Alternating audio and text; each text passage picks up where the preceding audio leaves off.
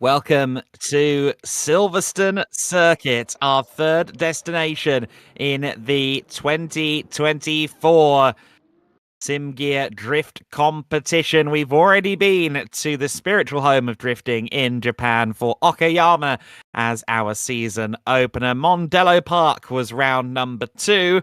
That's the circuit you can see there.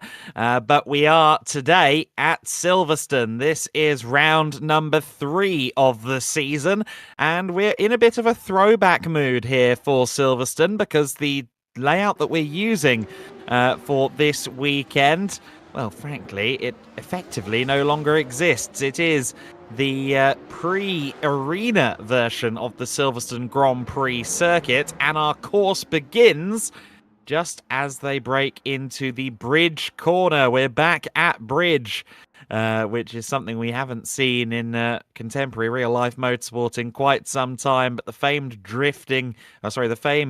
bridge bend is being put back into action once again for the SIMGEAR drift competition, and that means that our course for today is one with a very high speed opening section. There are a total of 10 clip points on the circuit or on the course for today, and the first one I've heard talk of, I think, 200-kilometer-an-hour entries, if not more, going into clip 1, the entry point, which is just before bridge itself. Clip 2 is the apex of the bridge corner. Clip 3 is, of course, the exit. And then you've got quite a few different sections of circuit here, or sections of the track here, where you will have to be right on the outside all the way through the final section of the course, through clips 4, 5, 6, 7, all very much outside line taking. So apexes are not our friends for a majority of the layout today, and it concludes with a tricky triple hairpin at the end of, well, a tricky hairpin with a triple clip at the end.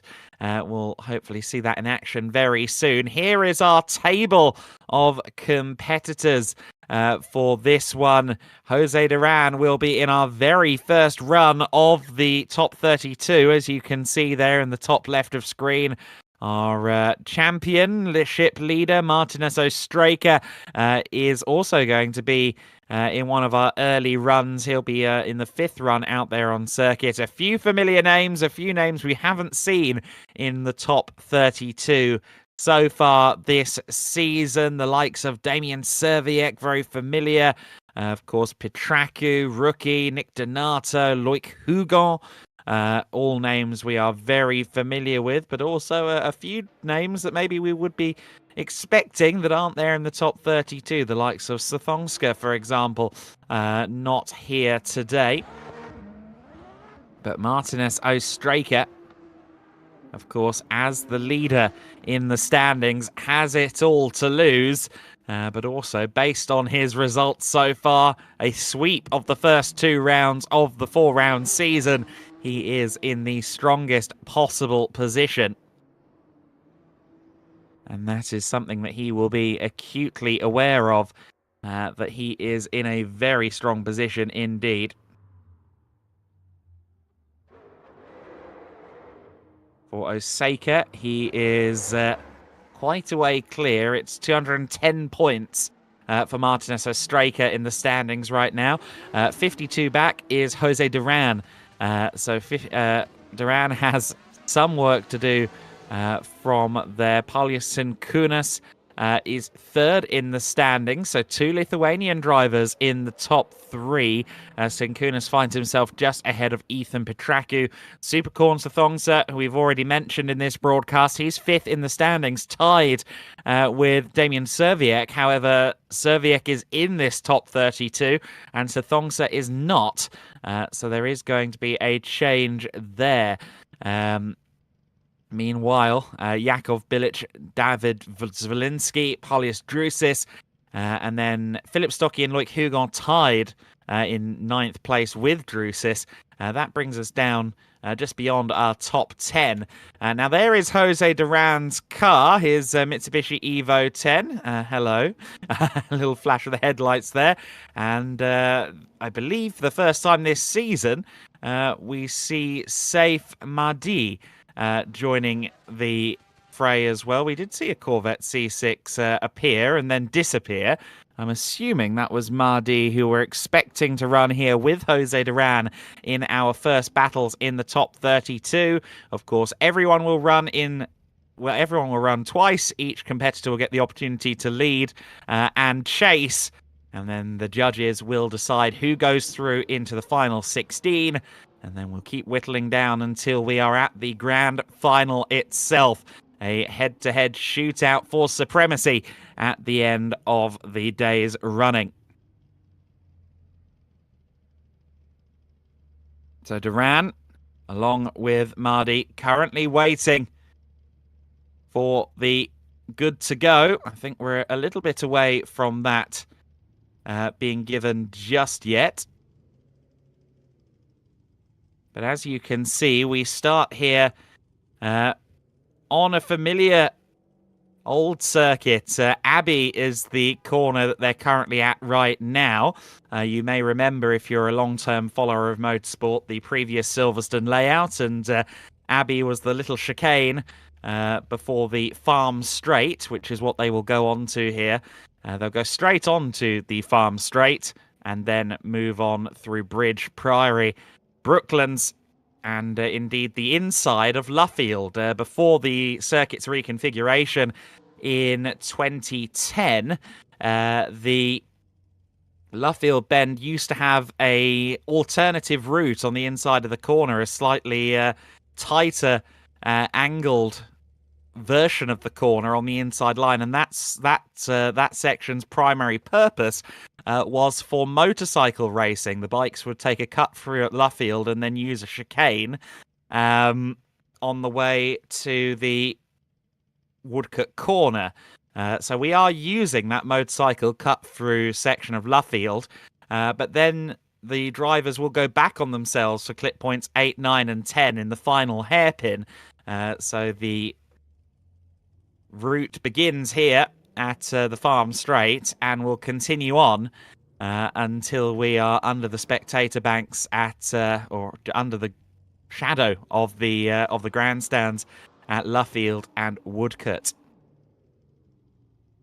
I think this will be a very technical course for our drivers. You will see the challenge they face through Bridge Corner. They are supposed to be apexing at clip 2, of course.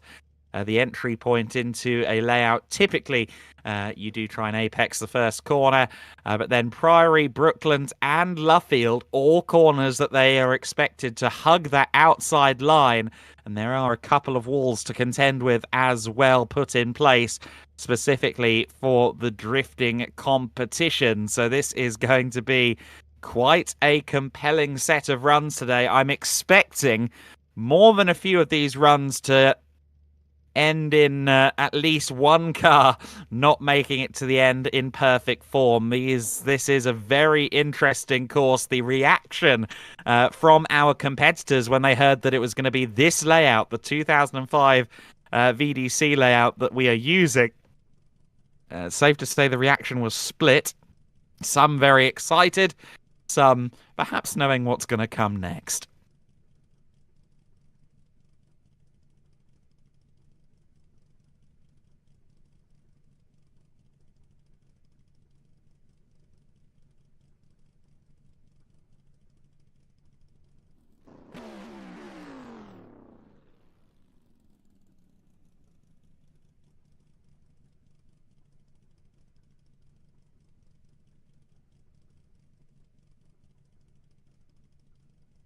So we will get these cars rolling very shortly indeed in the top 32.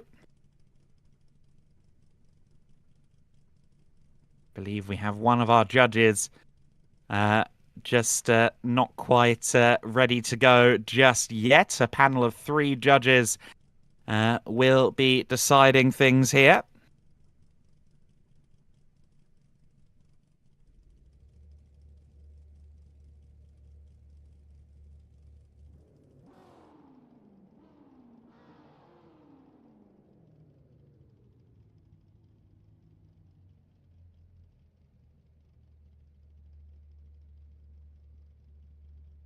So it will be Duran and Mardi that kick off our day's competition here in the SIMGEAR Drift competition, which is, of course, brought to you by Bullers, Bulgarian Electronic Racing Series, BULERS, a great organisation, previously having held some very competitive GT4 and GT3 series in recent times.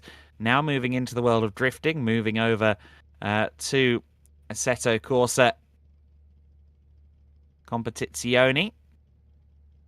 Or rather, sorry, Assetto Corsa, no Competizione. The original recipe, Assetto Corsa with the VDC mod attached to it. Having previously organised primarily on iRacing. Of course, you are joining us on Pitlane.TV for all the action. And the first of it looks to be coming up right now. Jose Duran will lead this run. And there you see, look at that, having to clip that cone there. So a slightly different clip than the apex itself for clip number 2. But here you see the challenge. They've got so many clips to nail. And Mardi has not done a great job thus far in the run. He's done a good job closing back in on Jose Duran, but you saw that little collision between the two of them. That will factor against him. That yellow line, they have to keep the rear axle well away from that yellow line through clip point 7. This is the final couple of clips of the run. It all concludes with a very tight hairpin, as we saw there, but that's a great demonstration from one of our front runners of how the run is to be done. So Jose Duran will now get the opportunity to follow Saif Mardi. And I think with Saif being quite slow off the line and not really getting the angle that he needed. He had great speed, of course, because he closed a good half-dozen car lengths on Jose Duran, but the angle simply wasn't there, and he was way too shallow at clip 2 as well. So Mardi really needs an intervention here from fate to progress past Jose Duran. We'll see what happens in this one. The Corvette C6 will lead on this occasion.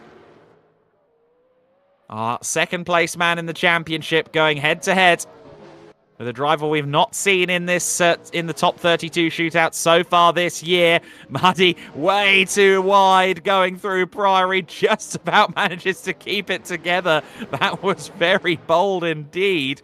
He will be punished, I think, for the 2 wheels off track by the judges, but that was still quite impressive to stay in it. Good run from both parties. Jose Duran close, keeping the angle nice as well. Mardi with a great angle there through clip 7, it must be said. Little bit of a nudge there from Jose Duran, but I think a very good run as chaser there from the Mitsubishi Evo driver. Mardi there swinging around and giving him a little bit of a nudge by the looks of it.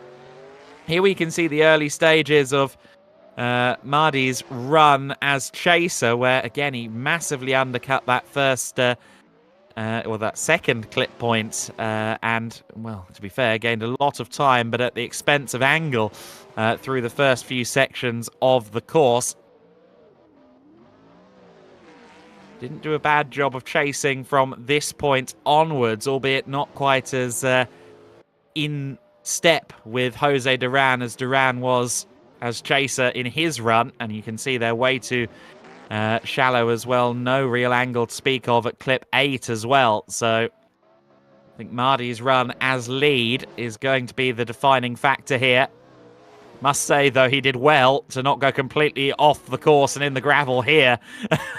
All the way around the outside with 2 wheels on the grass at Priory.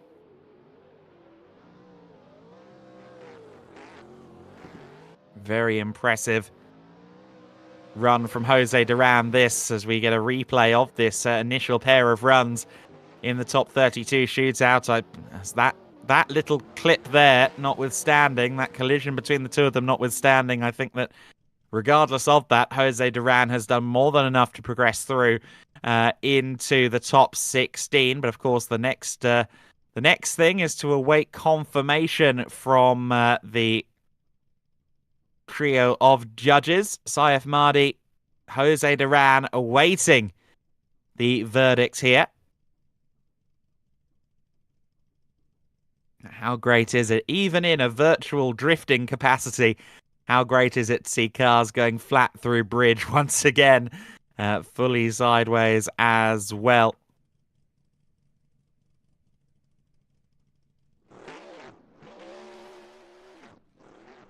We await confirmation then of the result here. The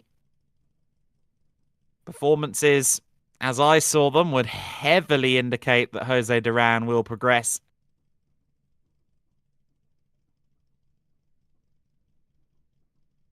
Of course, Duran has been up in the top 4 in the fighting for the medal positions in both rounds so far this season.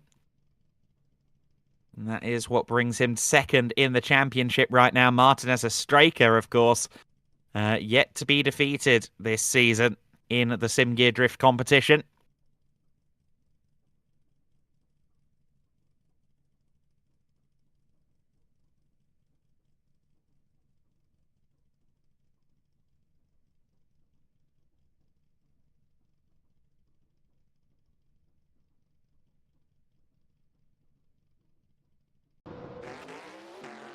Getting another look at the run from Jose Duran as leader.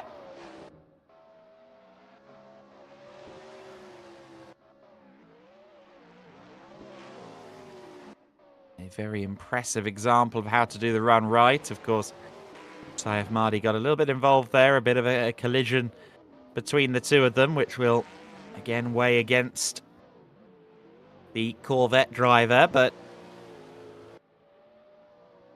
a fairly impressive first top 32 outing of the year for Mahdi regardless.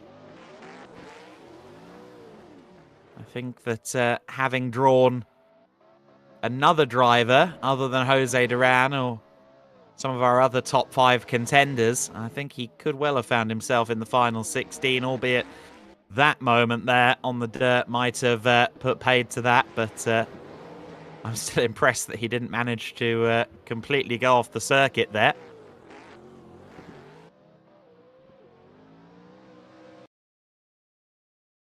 Hearing some speculation that they might be readying up to go again here. There's potential for a one more time verdict, which I'm a little bit surprised by, if that is the case.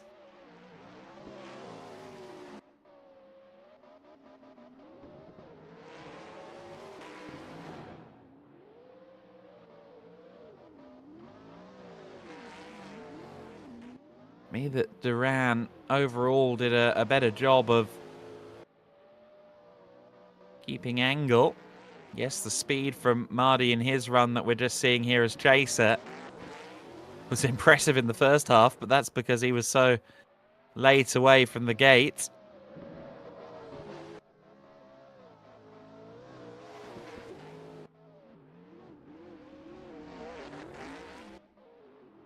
Just now being confirmed. Yeah, confirmation. Okay, so that's interesting. We are going to run these again, and we now know why Saif Mahdi was slow away from his run. He hit the traffic lights. So that's why Mahdi lost so much time to Jose Duran before the first run even really began. Because he hit the traffic light. So they are going to do this again. So it's one more time, but perhaps not for the reasons that we would expect.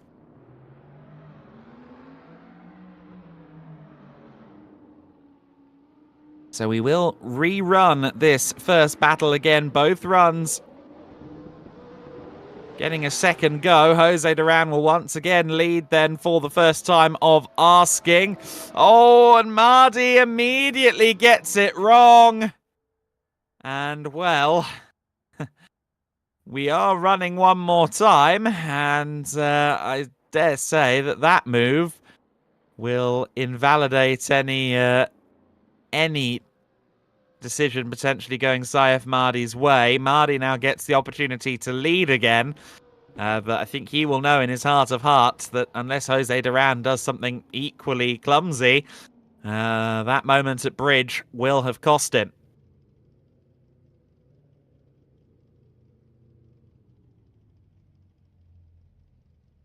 Lights go out. We're underway once again.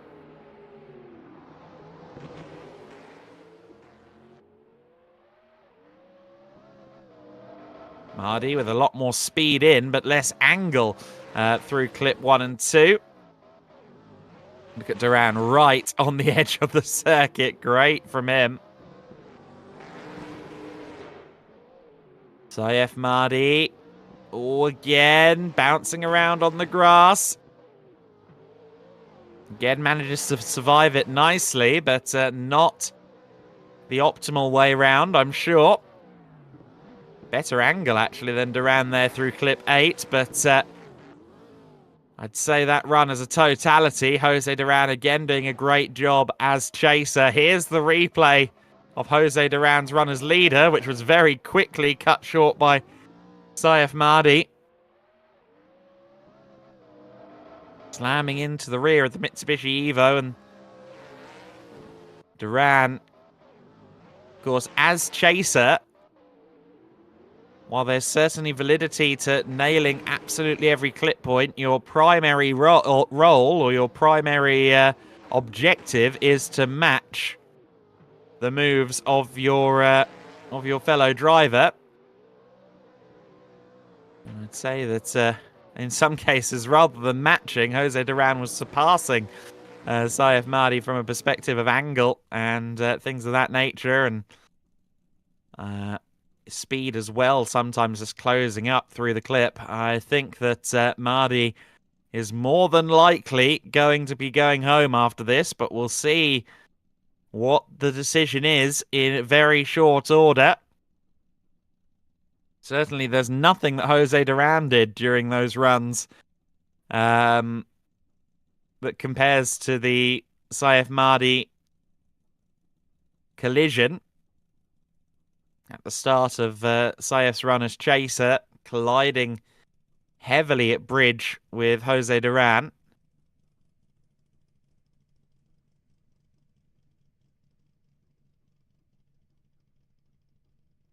So one would think, on paper, that Jose Duran should be in position to advance to the top 16 shootout here, but we'll see if there's any deviation from that line of thinking from the judges up above. Of course, on this layout, we're drifting right past the BRDC suite. I'm sure that perhaps the judges, at least virtually speaking, have been placed up there for a good view and maybe some nice hospitality as well.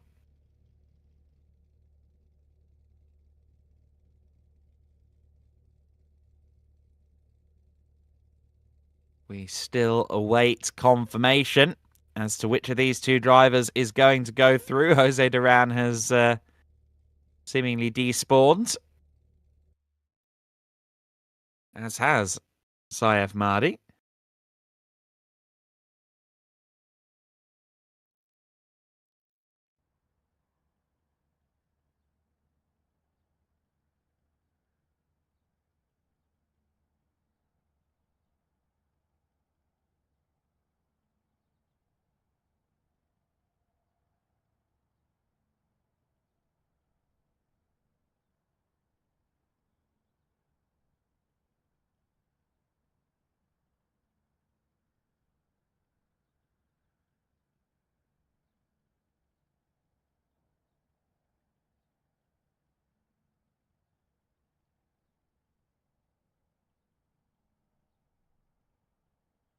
Still no confirmation. Our next battle, at least half of our next battle, is waiting to go. Of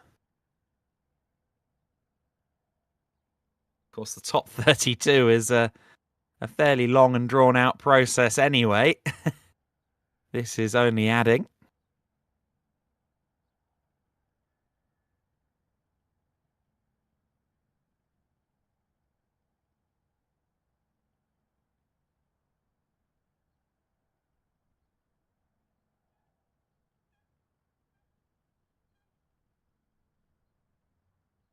course, Martinez Straker is due to be out for our 5th of the 16 runs in the top 32. It's 5th of the 16 battles in the top 32 section of this. So our current championship leader, currently undefeated driver, Martinez Straker, is waiting in the wings.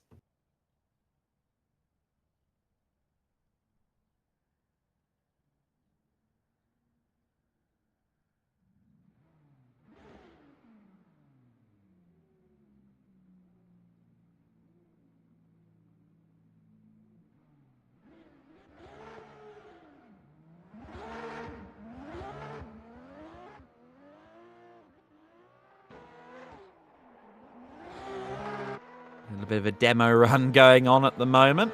Well away from clip number 3. Wants to work on that in competition.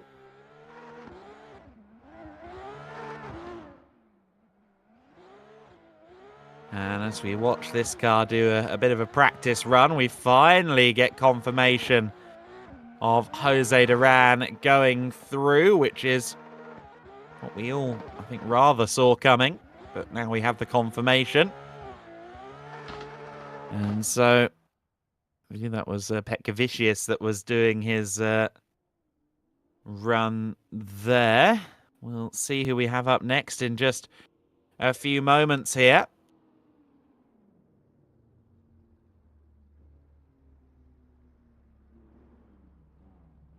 Corvette once again in action.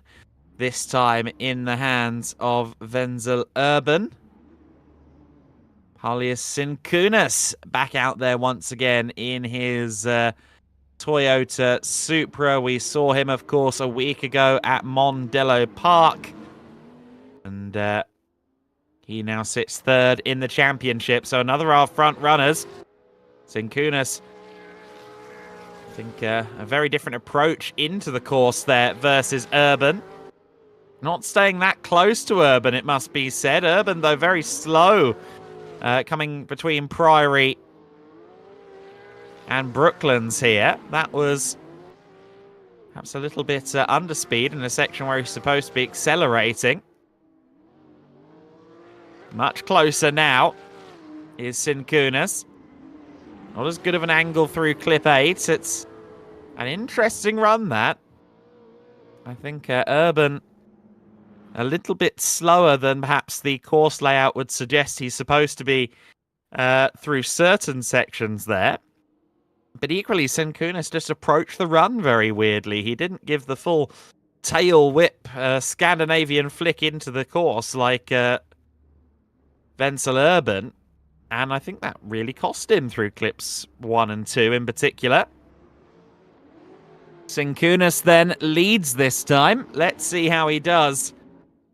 As leader, Wenzel Urban will be the chaser. Urban nowhere near the angle of Cunas through clip 1. Oh, but Cunas getting on the grass. We're going to see a lot of that today. Urban closing through that particular clip. That is clip number 6 that they've just gone through. This is clip number 7. Oh, Cunas off the circuit. I think he may have had a little bit of help there from Wenzel Urban. I'll need to see that again, but I'm pretty sure Cunas received a hip check there.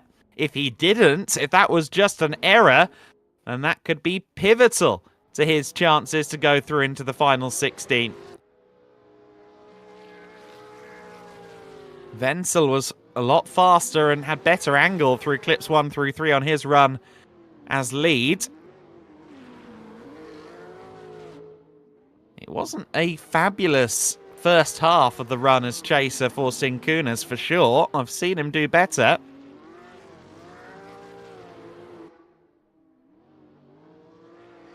Must correct the record. I mentioned walls earlier on. As you can see, there aren't many walls to speak of on this circuit, so no concrete to face up with. Wenzel there through that first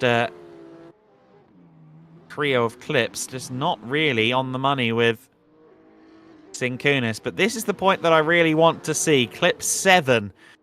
Clip 6, it looked like maybe Urban was a little bit close in the Corvette to the Toyota. I think there may have been a little bit of a hip check there, but was there a collision that sent the Toyota off? Here, yeah, a little bit of a nudge, and that was enough to send Cunas fully out of the tandem. I dare suggest that Wenzel Urban will not be seen favourably by the judges for that.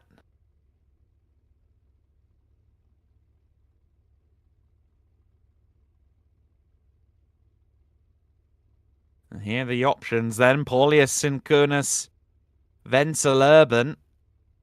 Cunas, I think, not with the strongest start to the run, in my opinion, or strongest start to the day, in my opinion, but I think with Urban colliding with him there, I suspect that Cunas will be seen as the innocent party and move on into the final 16, but we'll wait and see. Confirmation of that from upstairs.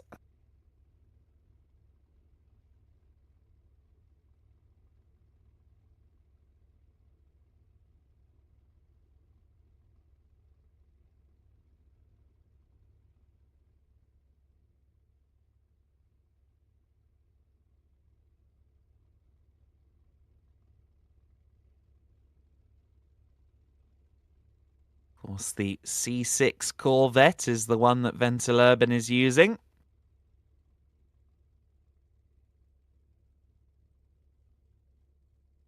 Corvettes these days, of course, mid-engined. The C8 Corvette with the engine up front, engine in the rear, or mid-rear at least.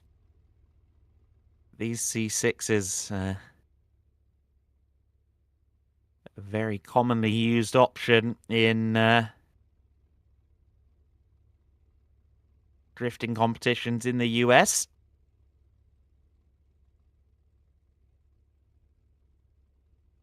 I don't think the C5s are totally immune either. Anything from C4 back is probably a bit too valuable these days.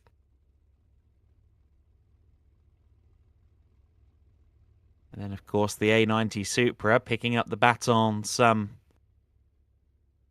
nearly 20 years after the previous generation A80 Supra was pretty immediately adopted into the modified car scene. That very much includes drifting. Of course, not infrequently they get 2J swapped. The transplanted heart of the previous generation Supra slotting nicely in.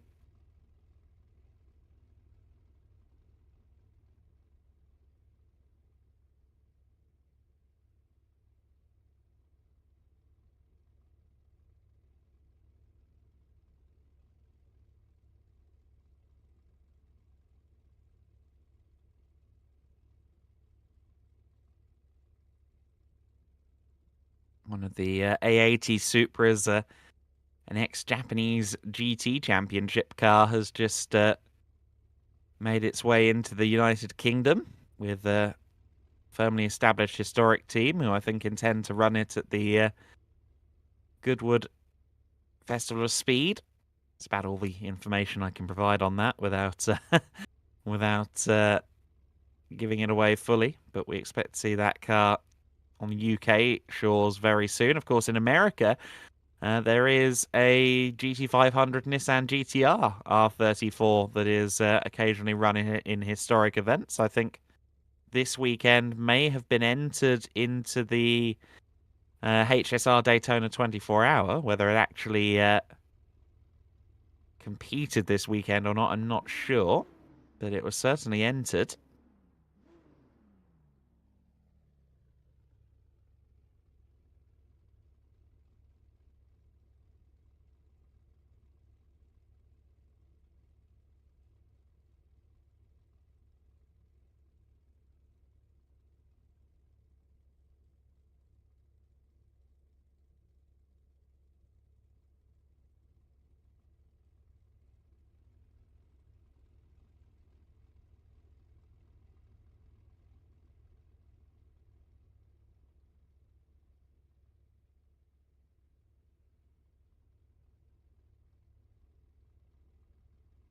So Urban and Cunas await information, as we all do. The judges either being very thorough or disagreeing with each other. I'm not sure which it is.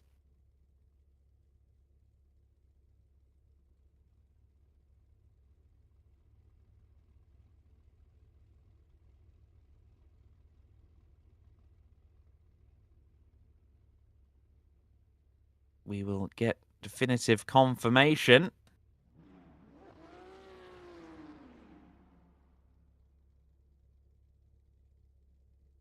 of a winner before too long, hopefully. We've had one car drive away of Cunas. Now, usually when the drivers start to bail, that's when they've been told the result. Hopefully that is the case, and hopefully we're not too far behind.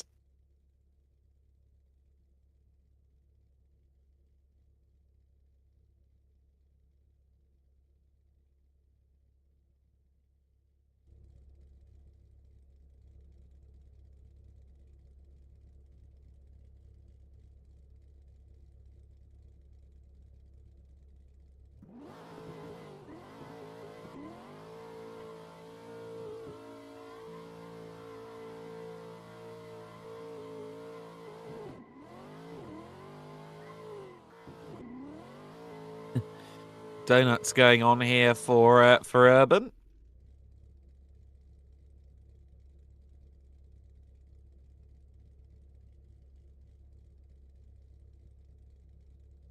Of course, on the onboard view we briefly had there, you could see the hydro, the drifting purposed handbrake that will be on all of these cars, of course.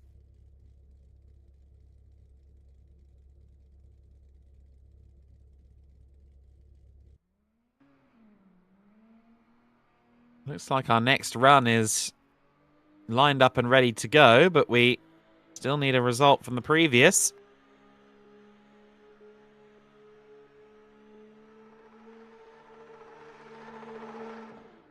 We're only 2 runs in. I'm a little bit scared with these judge times. Hopefully it won't be too long before we know for sure what's going on here.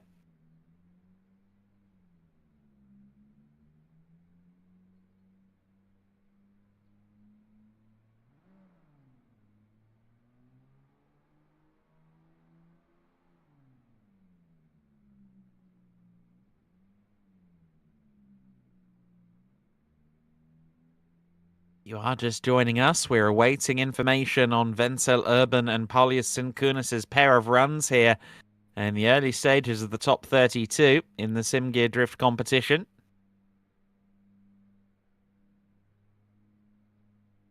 If you missed the runs live, I personally felt that Sinkunas would be the one moving forward, but we're yet to get confirmation of that.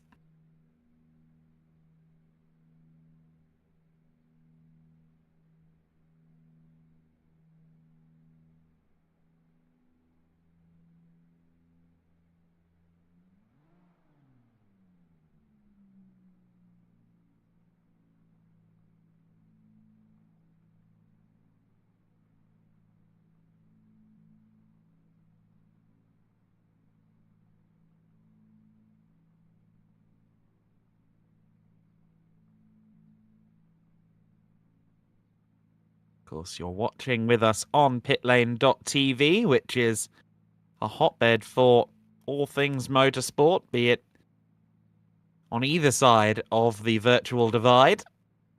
You should definitely subscribe to get a unique look at some of the most interesting parts of Eastern European motorsport. Seen some brilliant footage from hill climbs and rallies on the channel. And then, of course, you've got the coverage of the SIMGEAR events as well, in collaboration with Bullers, the Bulgarian electronic racing series.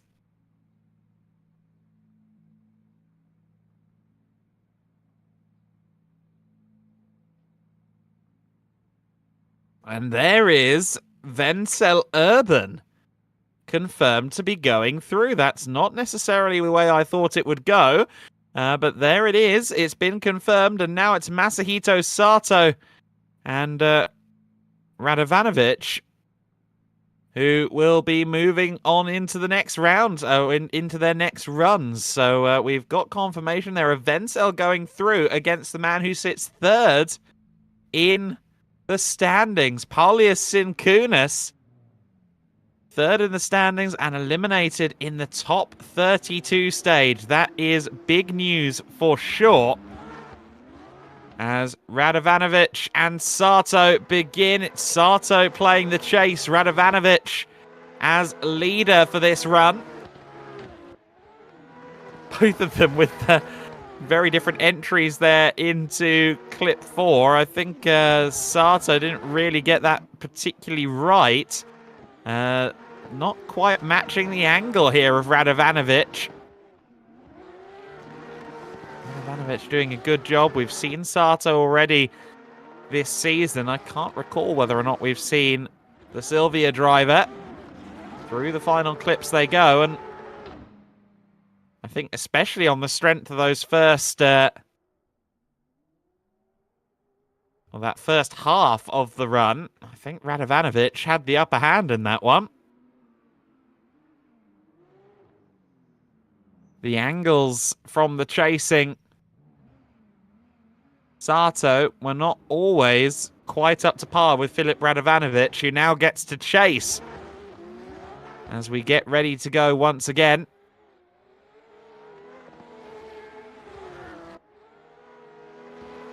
Radovanovic, they're very shallow and not with great angle through any of these first 4 clip points. Gets it together for clip 4, but that's not been a good run so far. Clip 5 also way too shallow. Well, how quickly the tables turn. I'd say that Radovanovic's stint as chaser. No, definitely not quite up to par. He's been close at times, but he's almost never been quite at the same angle there as Sato.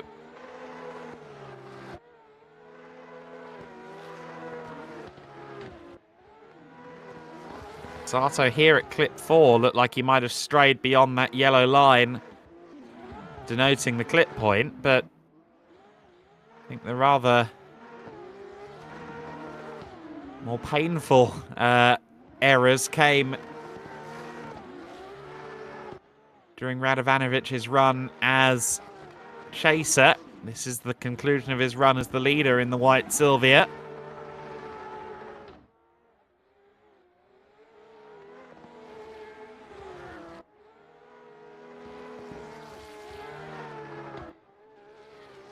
You see Radovanovic through 1, 2, 3, and then through clip 4 and even 5 as well. Just nowhere near the angle of the Supra driver Radovanovic. I have to think that that's going towards the Supra driver Sato, I should say. Sato in the Supra, Radovanovic in the Silvia. I think that Sato will progress through here fairly comfortably. That would be my perception of it. We've already been wrong once here in the box, but I don't think that Sato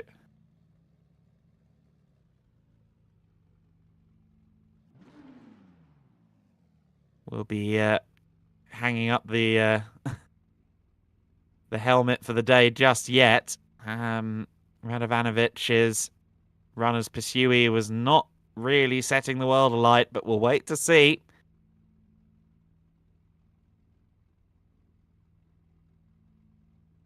Which way it goes per the judges who have the responsibility to make the big calls.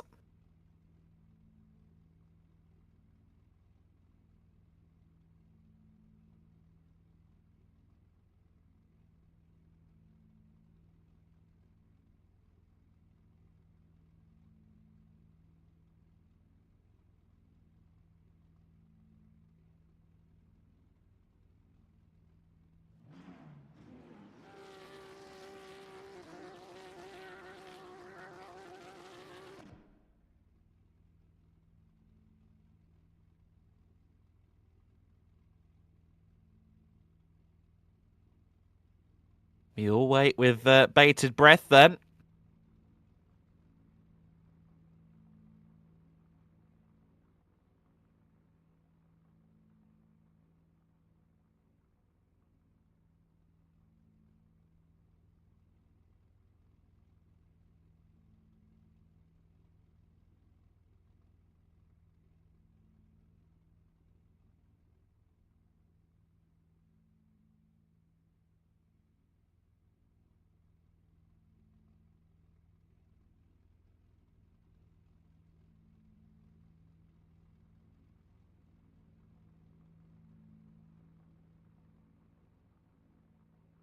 Again, rather surprised that the deliberation is this extensive. I felt like it went pretty definitively one way, but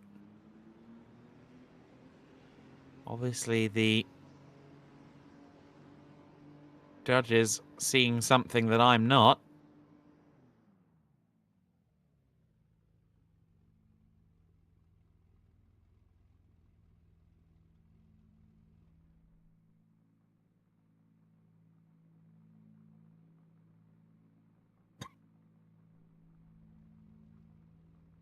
Radovanovic in the Silvia.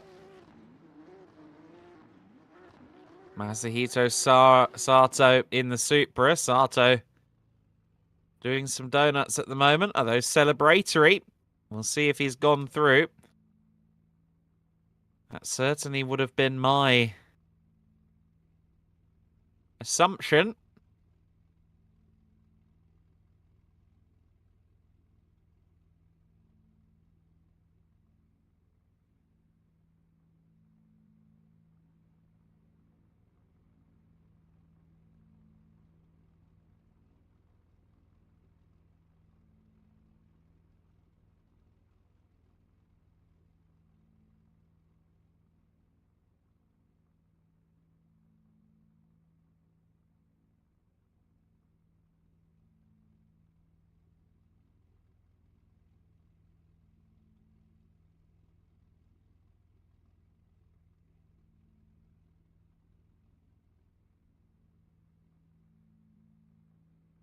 Typically, these runs are, or these battles are divvied up into groups of 4.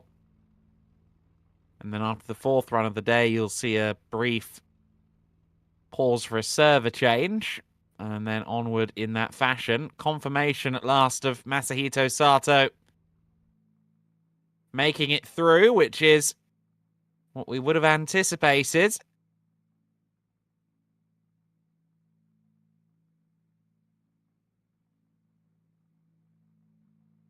Radovanovic then won't be going any further today.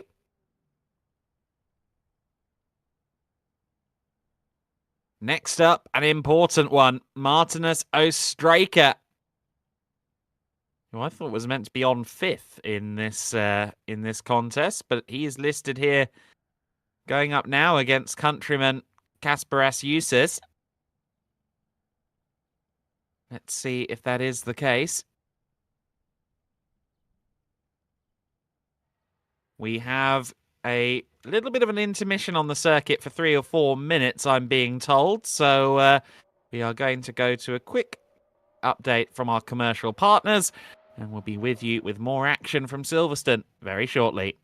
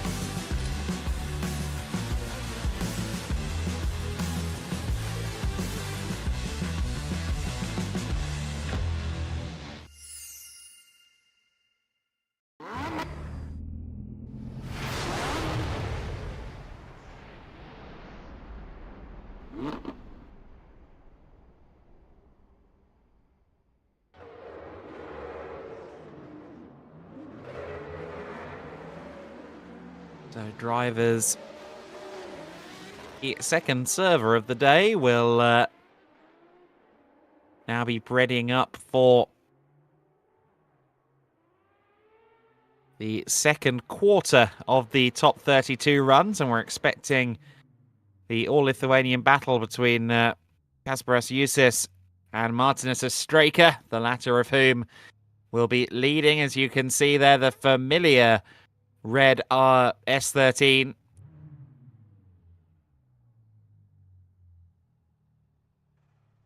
Up against the Kasparas Jucys car, which of course is an S15. So 2 generations of Silvia here, set to go head-to-head.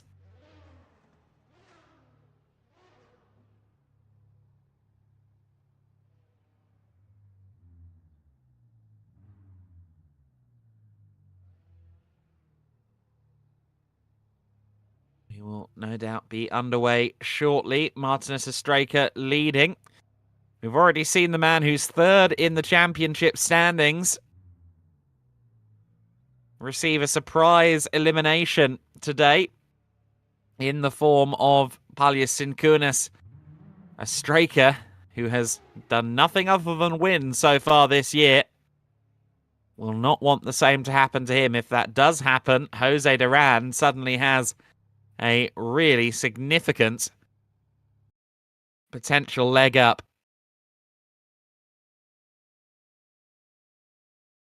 As you can see, Duran is through. Cunas was defeated by Wenzel Urban a little bit earlier on this evening. So Jucys and Astraka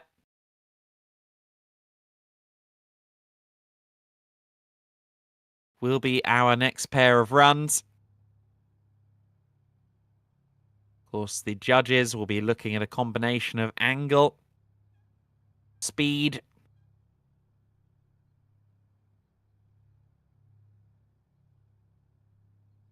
of course, the all-important clip points.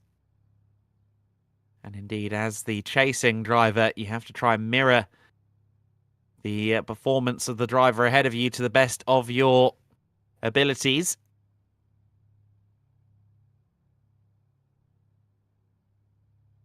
Here we go then. The lights have gone green, but neither driver is going. Again? Yes, this time. Martinas Astraka then will lead them away into the first run. Little bit shallower there from Jucys, who's obviously drawn himself quite a challenge, and he hasn't got clip 4 right at all there. Far too shallow. I don't think he had any wheels over the all-important yellow line there at one point in clip 4. Much better through 6 and now into 7. Look at that from Astraka, though, really nailing it, as we've seen from him time and time again in this SimGear Drift competition. Once again, just showing how it's done as the lead driver. Martinas Astraka has done everything right so far, but now he will have to try and match that as the chaser. Kasparas Jucys will lead them this time.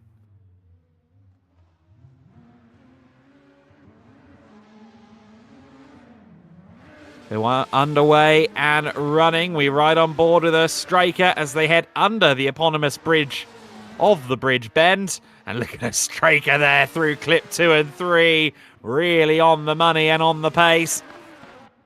Nicely mirrored to this point through the 5th clip there, the yellow box. Now clip 6. And Astraka has not been far away from that quarter panel of the S15 Silvia of Jucys at any point in this run.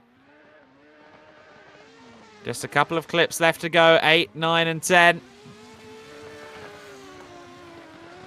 And maybe drop back half a car length going into clip 8, but otherwise Astraka was pretty much welded to the back of Jucys, and this first section of the first run, with Jucys flailing a little bit here.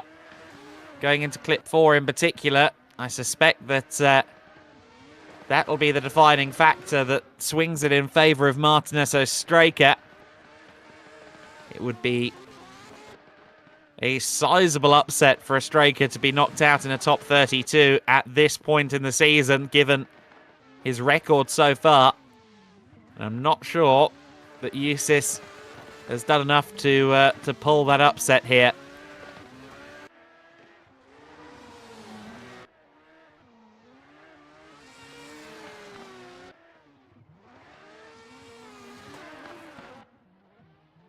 It was a fairly strong lead run, though, from Jucys, I must say.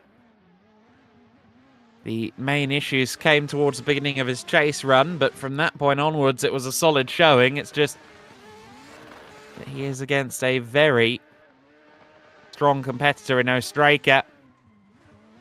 And Ostraka's run leading and chasing is again that we've seen him performing at all season so far, and unsurprisingly, Martinez Ostraka, in fairly short order, is judged to have gone through to the next round.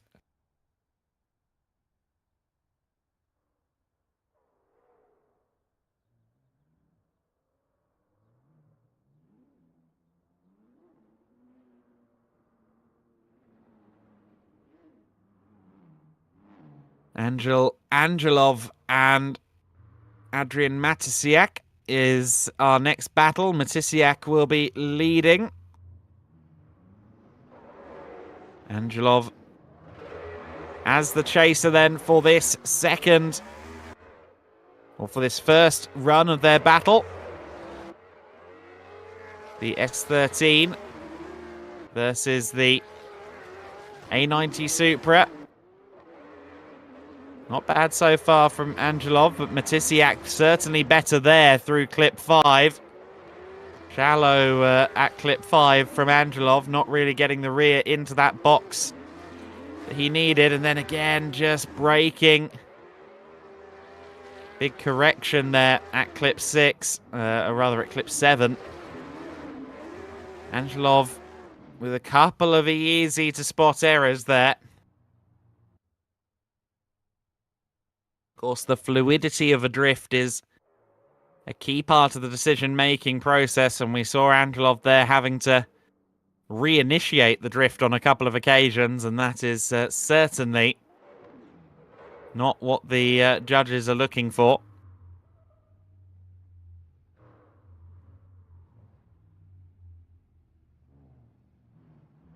Matisyak now getting his turn to chase. Angelov getting his opportunity to lead the run. Very quick entry, excessively quick entry as it turned out into bridge and clip 1. Well off the circuit there, that will go against him. Matisyak now closing back in as they go through clip 6. Again, just straying wide there is Angelov. Has to be careful of that. You want to be right up on the line. You don't want to go over it.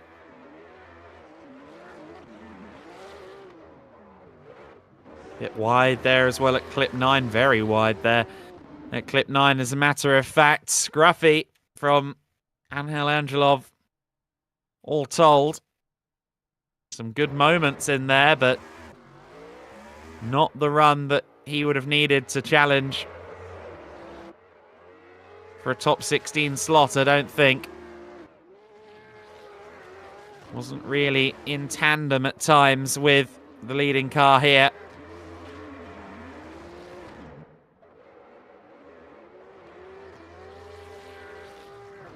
Moreover, it's this part here, the correction, the loss of the drift entirely, the almost reinitiation that will have cost Angelov dearly there.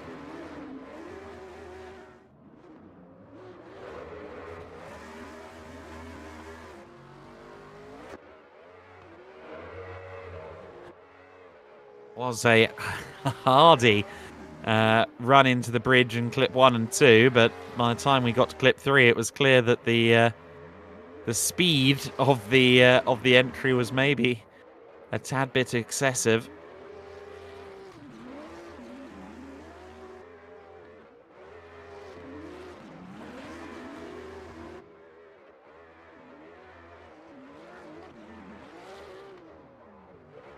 And in that last nail in the coffin, potentially being that wide moment at clip 9.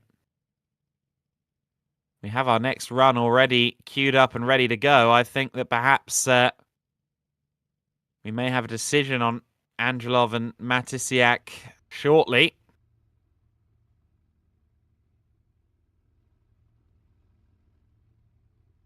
Adrian Matisyak would certainly be the way I anticipate things going, but anticipation means little at times.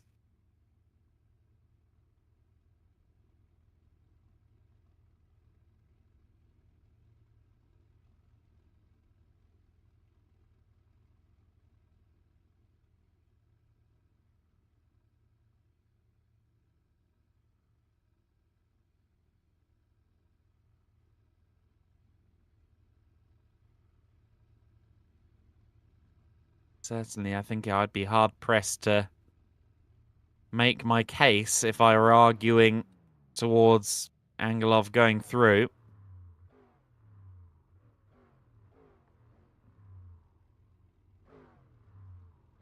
Matisyak in the A90 would surely be the favourite to move on.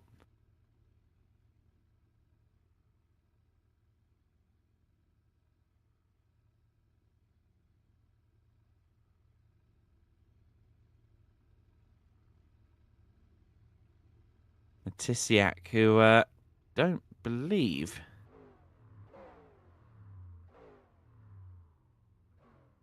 we've seen much of beyond the first couple of rounds. He's currently way down the order, tied on 36th position, as many drivers are. If I remember rightly, that was from last time in Mondello. I think he's only done one round so far, but he's made it into the top 32 this time once again. We start with over 64 competitors. We have quite an extensive process to qualify for the top 32. We've had a few drivers fall short of making it.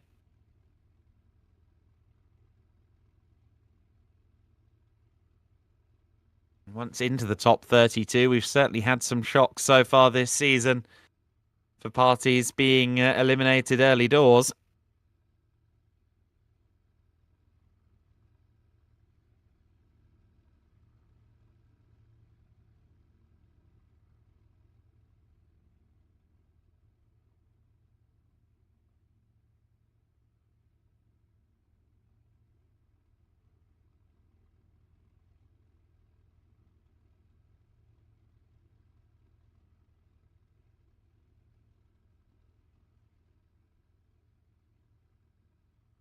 And Matisyak is confirmed as going through, so no surprises really on that front. Angelov, I think, will be accepting of that. He'll nod and go, yeah, fair enough. Alawi and Korde up next. Gregor Korde. I think it is just Korde rather than Korde. Abdul Rahman Alawi. S15 versus E46. And it's Gregor Korde that leads them away in the BBM. Ooh, had to slightly back out of the slide there. And Alawi. Oh, sorry, Korde had to straighten up slightly there through bridge. Nice run, though, from both so far. A little bit of a collision between the two. I think that was Alawi just closing in a little better than he anticipated on the BMW. Slightly better angle and slightly closer to the edge of the circuit there from Korde. Alawi was almost too close there to really take advantage of clip 10 right at the end of the run. Well, certainly an interesting first run.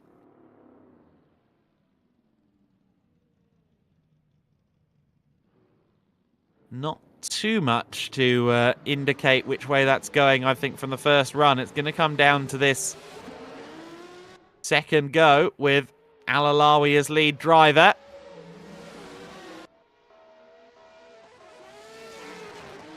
They're underway and already through clip 4 here. Look at that, right at the edge of the circuit from Alawi. I think he just about avoided the grass at Priory at clip 4, but that was very closely run. Now into clip 7.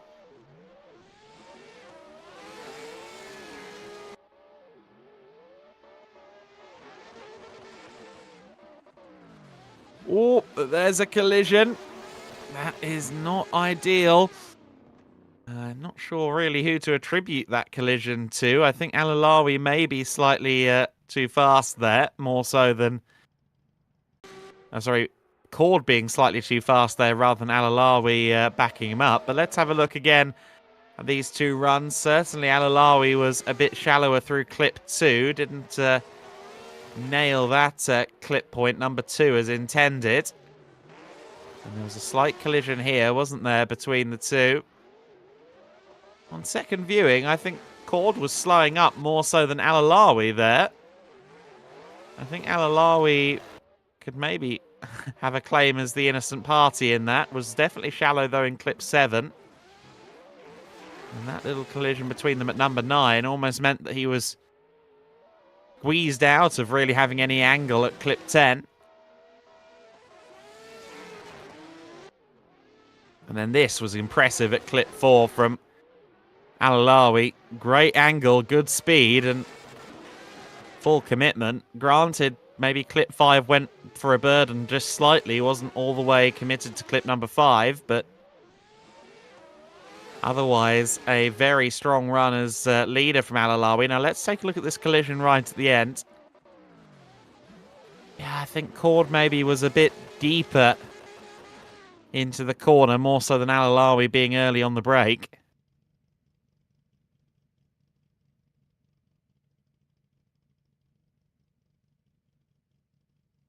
I must say, that's a hard one to judge. Alawi's performance in his lead run, I thought, was very impressive. I didn't think the chase was anything special.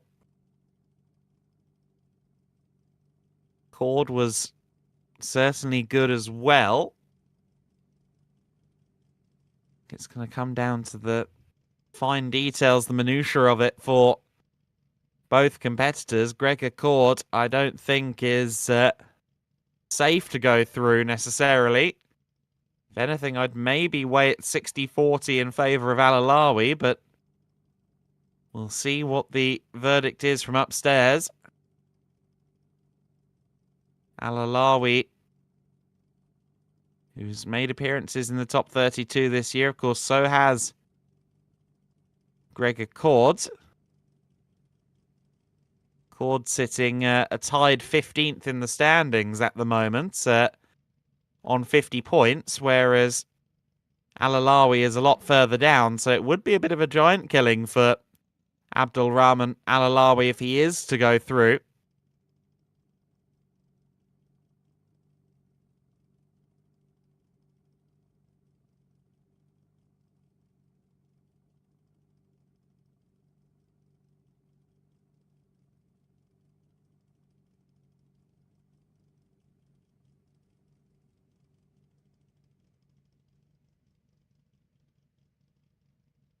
But still little in the way of confirmation as the judges deliberate this to make sure the decision is a right one, of course.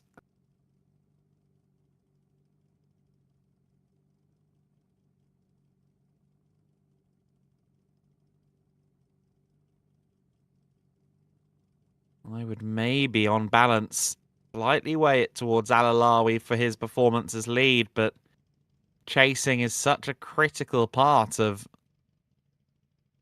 the drifting form, and, well... Okay, well, there we go. Abdulrahman Alawi has been put through. I thought maybe Gregor did a slightly better job as chaser, all told, but Alawi has been put through.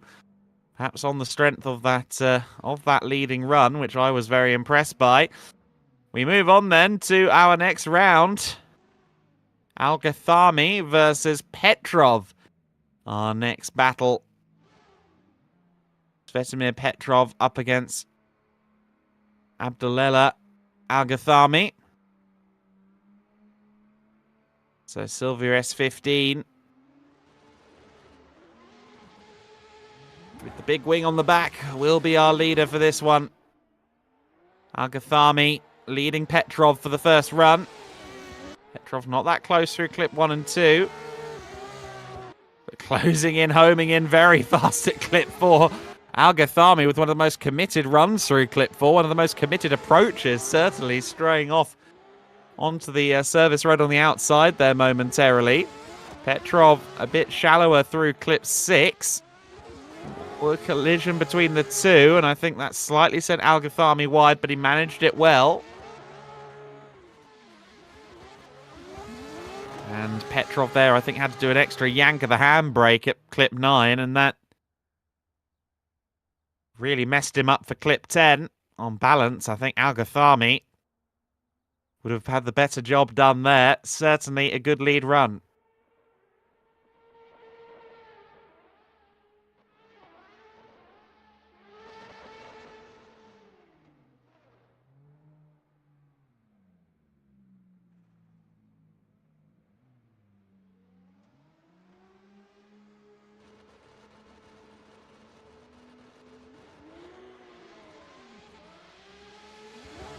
Svetomir Petrov then with his opportunity to lead the run. Al-Ghathami a lot closer to Petrov through clips 1, 2 and 3. Both of them very committed to the entry of clip 4. Slightly more consistent angle there at 4 from Petrov. And again, Al-Ghathami maybe having a couple of corrections there at clip number 6. And a collision from Al-Ghathami to Petrov.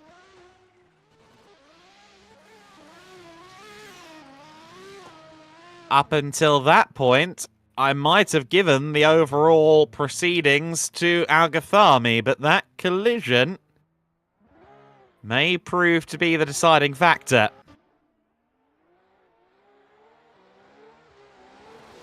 You get a look at it again, and this is the first run, of course, with Al-Ghathami's very committed approach to clip 4.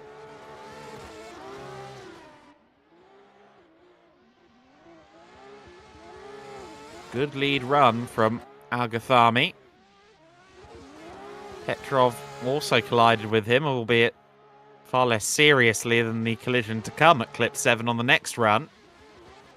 And Petrov also not doing a great job through 9 and 10. More of a power slide than a drift.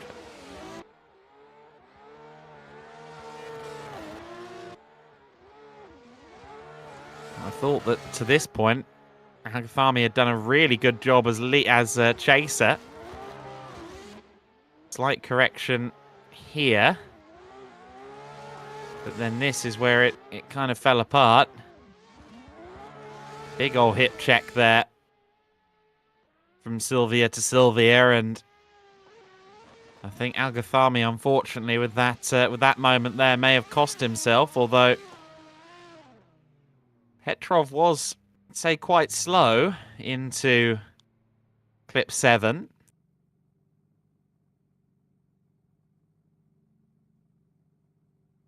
So whether Petrov is deemed to be the responsible party there, it wouldn't be beyond the realms of possibility, I suppose, but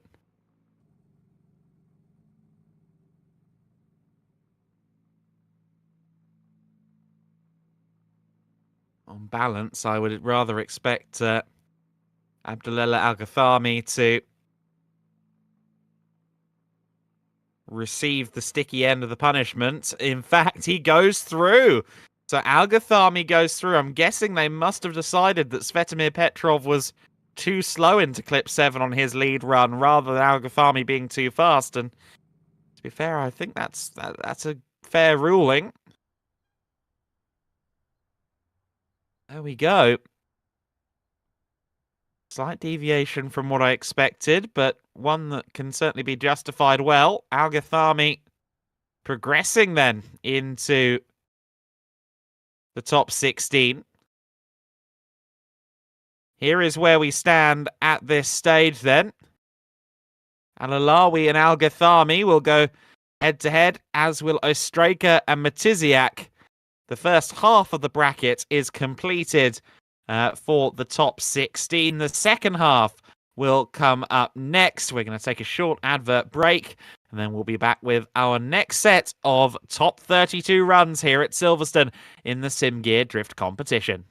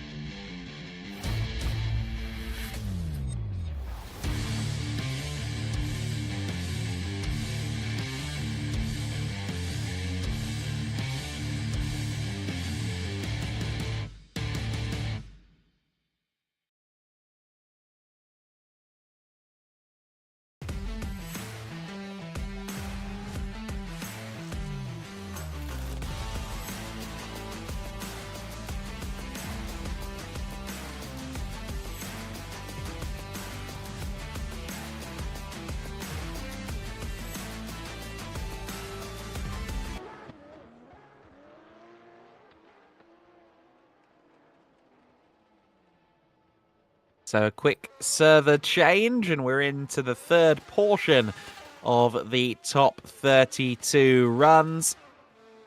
We're expecting a fairly prompt beginning to this from here then. Our next run, as we've seen on screen, will be Ali versus Podolskis as we now go into the right-hand side of the top 32 bracket. Some interesting names there. Serviek, of course, who we've seen on several occasions. Petraku and Rookie should be a very good battle. I think that potentially Dekov and Donato, will be a strong run as well. Quite a few there that I'm not quite sure what to expect. Jucys Jucys certainly will be one to watch as well. He'll be with us in this second half of the top 32 runs. Of course, Jucys Jucys, who we saw with a good performance last time out. He's ninth in the standings, tied with Philippe Stocky and Loic Hugon.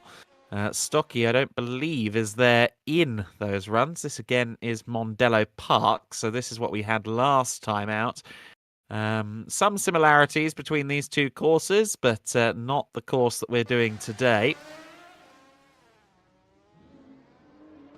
We are here at Silverstone. We're turning back the clock to the 2000s and the much missed, oft lamented bridge section of this circuit, which does still stand but isn't used, unfortunately, anymore.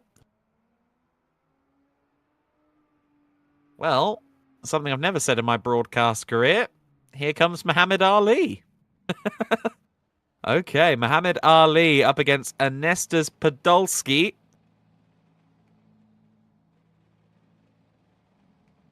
86 versus RX7.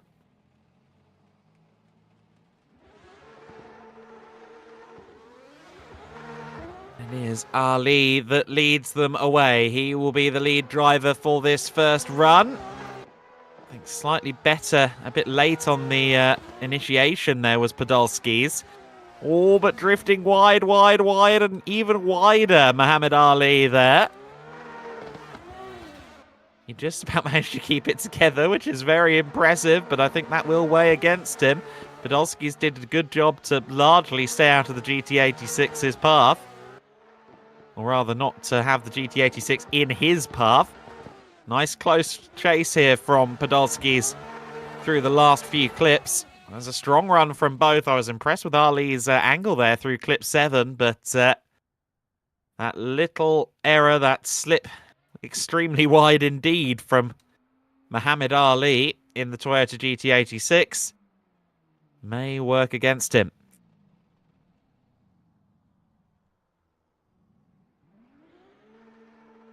Ernestas Podolskis did a good job as the chaser, but now it is his turn to lead.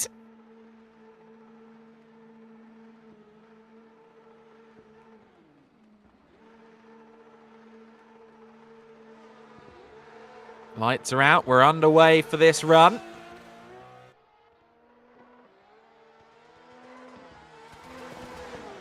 Again, a bit of a late initiation from our chaser there, and Ali just totally missed that. Clip 1, clip 2, 3, and indeed clip 4 all go for a burden there for Muhammad Ali. I suspect that is the final blow, the knockout punch, if you will, to Muhammad Ali in this run. This battle, as long as Podolskis nails this, and he's done well so far, it will be him that goes through. Yeah, Podolski's got that pretty much perfect.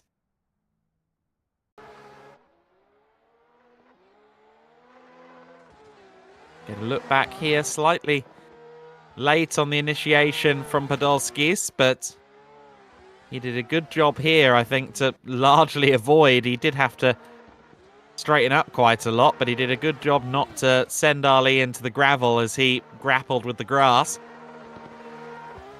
Ali, not really a grappler, more a striker. But, unfortunately, Ali with a few mistakes, wrong-footed in that run. But this was the real blow, just late on initiation there and didn't seem to get the car to fully snap into a slide, and sure enough, Anestas Podolskis is through, rather unsurprisingly.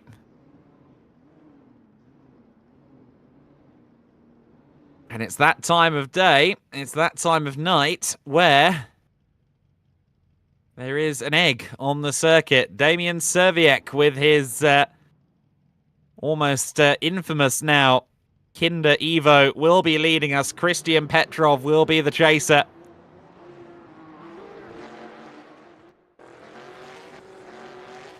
Serviek. Oh, good initiation from Serviek, but I'm not sure Petrov did so well there. He's not really got the angle there. He did decent speed through clip 1, 2, and 3, but not much in the way of angle. Not as committed to clip 5 either, nor clip 6. With Serviek, but seemingly at the expense of angle. Now getting into the swing of it through 7.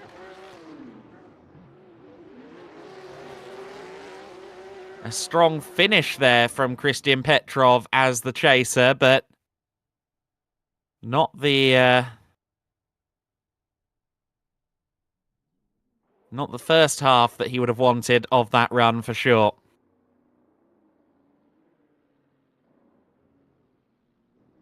Now it'll be Petrov leading, Serviek performing chase duties in the Evo 10.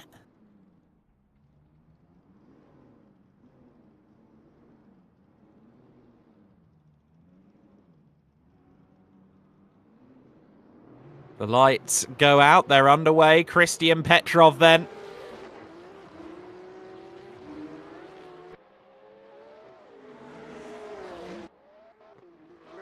Oh, too fast there through clip 2 and 3. I thought it was a very committed approach to the first clip and the initiation zone, but confirmation there with the dirt being kicked up. Serviek doing a great job here, staying right on the quarter panel of the Supra. Nice chase run here from Serviek. Not quite as good when it comes to angle there through clip 7, but staying close, doing what he needs to do, and with Petrov's collective slip-ups across those 2 runs, I suspect Serviek is a sure thing to go through. We saw here just not fully getting into the commitment of the slides. The Supra of Petrov looked very shallow all the way through until clip 6, just nowhere near the same angle, even though he was matching speed with Serviek. Was also quite shallow into clip 2 at the start of this run. Suspect that Serviek is a surefire go through then. No doubt he has his doors and his bonnet open as we speak, and the boot lid, as he awaits his results. But Petrov there with that wide moment at clip 3, just too much speed through 1 and 2. That will work against him.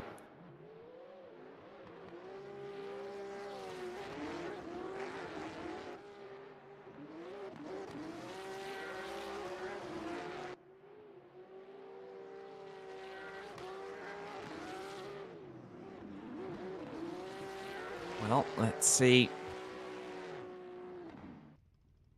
which way that one goes. Indeed, the bonnet is open on Serviek, and he has been declared as the winner of those runs. No surprises there, unfortunately, for Christian Petrov.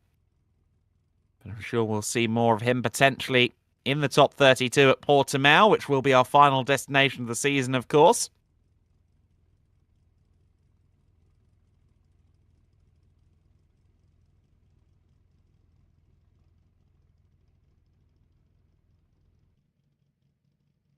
Must say that Serviek's car consistently makes me want a Kinder Surprise egg. Montez is up next as our chaser, and he will be following Georgi Arashvili. I don't think we've seen so far this season in top 32 competition. So the A90 Supra being pursued here by Fabian Montez. Neither of them went for those lights. Ah, there they go.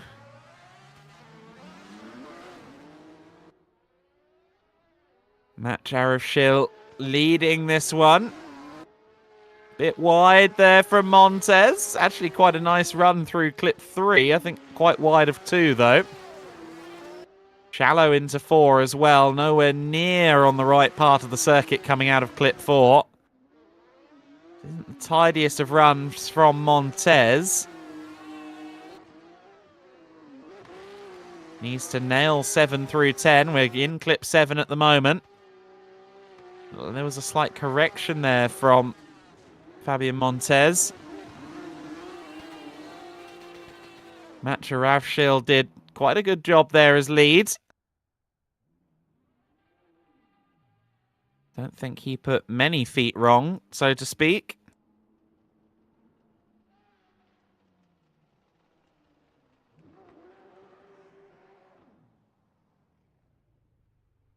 Matarashvili, I believe. So there's an extra letter there somewhere. Georgi Matarashvili this time will pursue. Montez as the leader. We're underway on this second run of the battle. That's huge speed from Montez. That's not going to stay on the track. Ooh, just about one wheel on the grass at least, though. Another clip of the grass. I think maybe even a trip to the gravel. No, Montez actually did a good job there through clip 4. Matarashvili well out of sync with the RX-7. Montez was very, very wide indeed at clip 2. That will work against him, but I'm quite impressed with how he took 4, 5, and 6, and indeed 7, right up against the edge of the grass. I think that second phase of the run from Montez was very good as the leader. Some great angles, some great speed as well. Let's take a look at this lead run again. Montez laying the groundwork for later on there with his speed on entry into clip 1 and 2. Neither party that committed to the exit of clip 4. It was a edge of seat ride, I feel, for Montez in this chase run. His car looked a little bit wild and out of control on a couple of occasions, but he was nice and close in the last few clips. But this is the real barn burner of a lead run, albeit clip 2 was largely forgotten about and there was some touches of the dust. But look at this through clip 4, just absolutely on the edge of what was possible there. 5 and 6 and then into 7 as well. I must say, I don't know. I think perhaps Matarashvili, on balance, had the more consistent performance. And obviously wasn't missing some of the clips that his adversary Montez was. But I, for one, very much enjoyed watching Fabian Montez there. I just think that on a technical basis, when it came to actually nailing down clip 2, for example, in both runs, Matarashvili did a good job.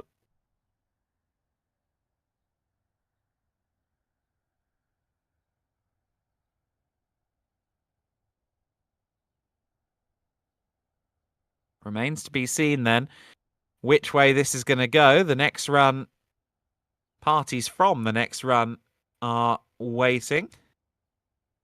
I understand that the next run will be a solo run because it looks like Natapat Thittakantron will be missing. Now, did we get confirmation of the winner of Montez and Matarashvili? Doesn't look like we have just yet.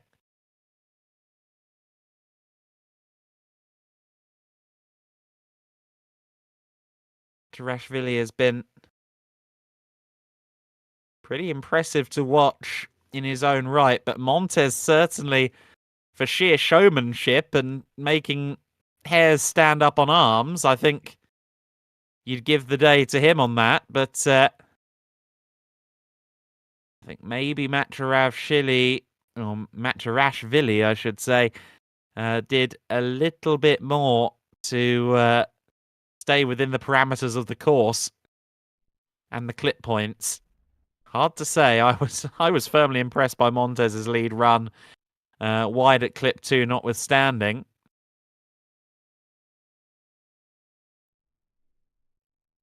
Spectacle is always good, but of course nailing those clip points is a key factor.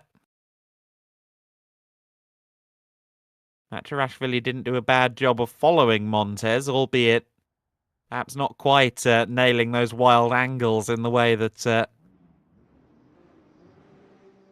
Montez was.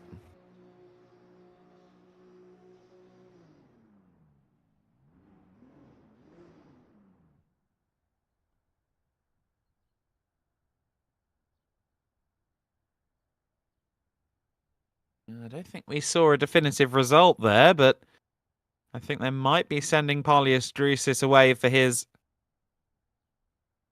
solo effort here. Unfortunately, no Thiti Kuntron to take part in his GT86 by the looks of it.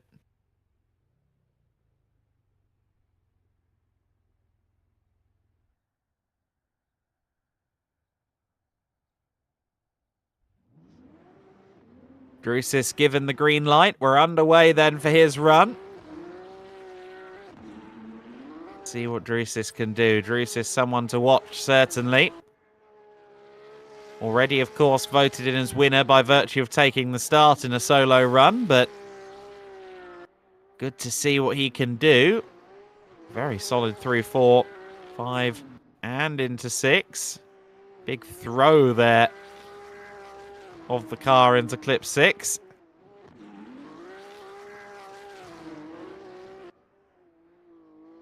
Right on the line at 7. This is a very good run.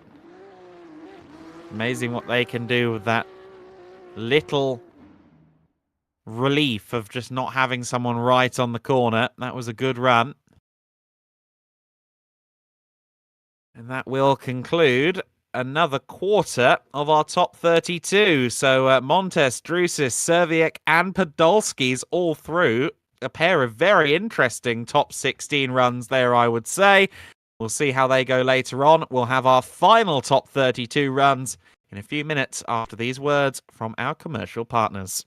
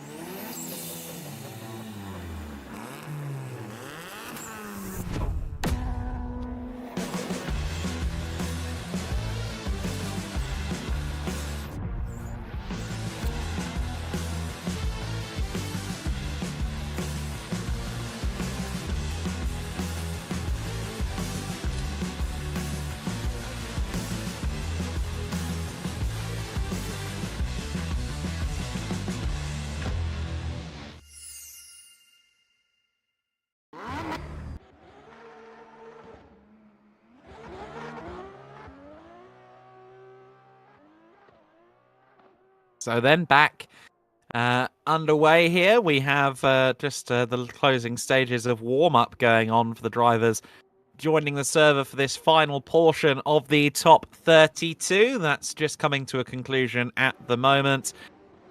It will be Sylvester Rookie up against Ethan Petraku. That should be a very interesting battle that we've got to start us off here. Now, Rookie is a strong driver. Petraku, of course, has been right up there so far in his outings with us, so this could be very compelling.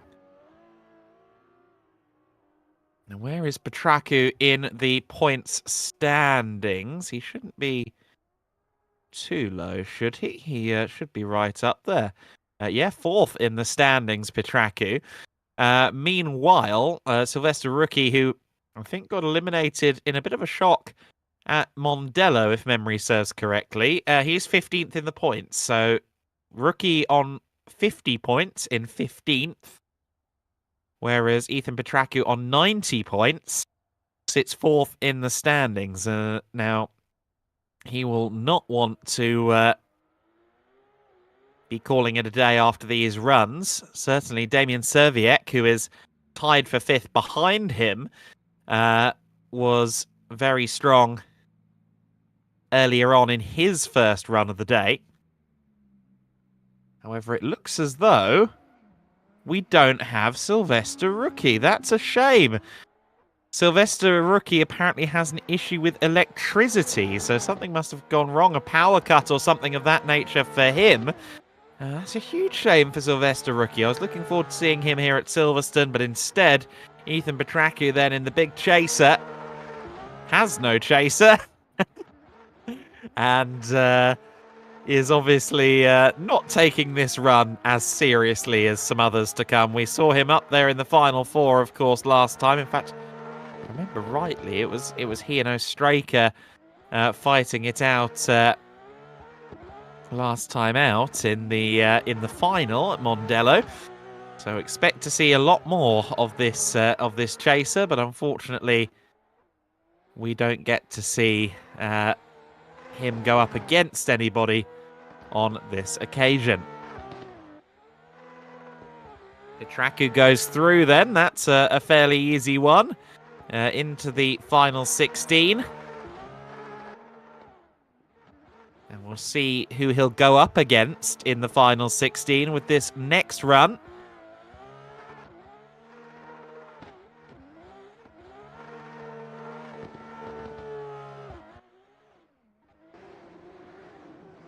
And that run is already underway. It is Dekov versus Donato. Donato giving chase. Dekov the leader to E92 M3s there. Clip 3 was a bit of a blunder there for Donato. He's not done great at clip 4 either.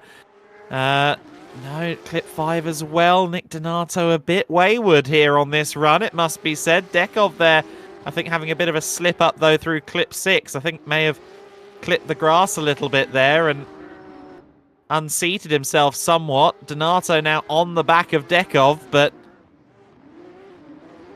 that first half of the run for Donato, not really up to scratch at all. Missed, or at least lacked a lot of angle in a good couple of those early clips.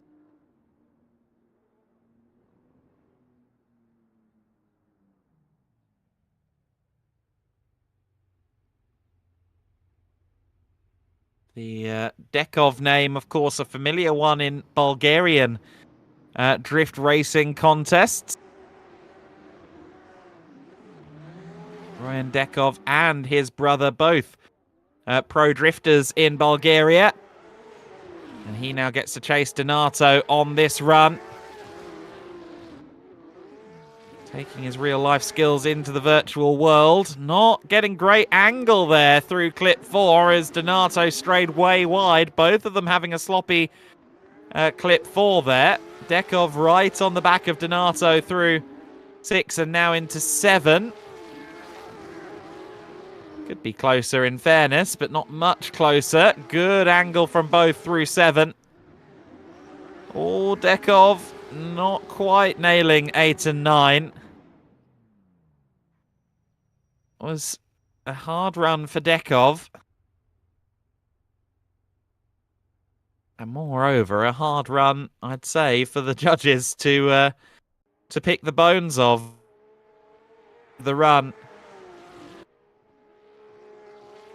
from Nick Donato. I think just maybe the deciding factor. You see him there having to make corrections, trying to get back into the rhythm of things and missing clip 5 completely.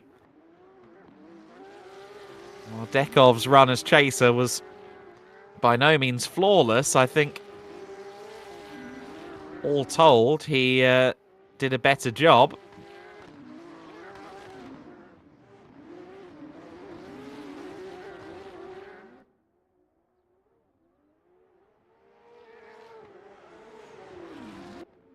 Dekov, who in real life is also running an E92, albeit a 2JZ swap E92.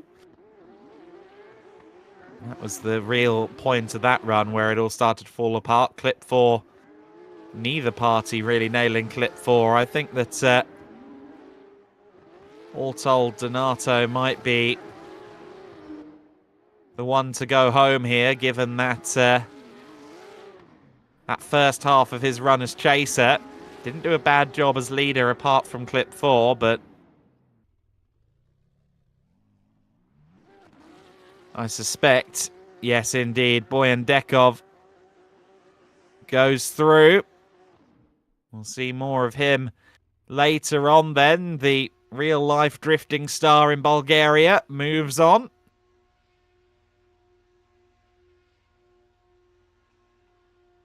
Next up, Hristo Miraliev up against Loic Hugon. Hugon will be our leader. Hugon, who has been impressive so far this season.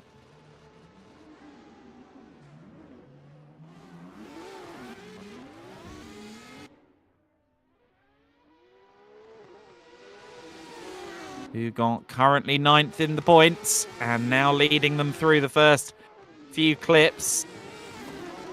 Oh, both parties a little bit sketchy through clip 4. Hugon, I think, just getting a couple of wheels on the grass there through clip 6. Miraliev a bit shallow there in clip 7. Was nowhere near as committed to the actual clip point as Hugon, but manages to stay very close indeed to the Sylvia. A little bit of nudging going on between them.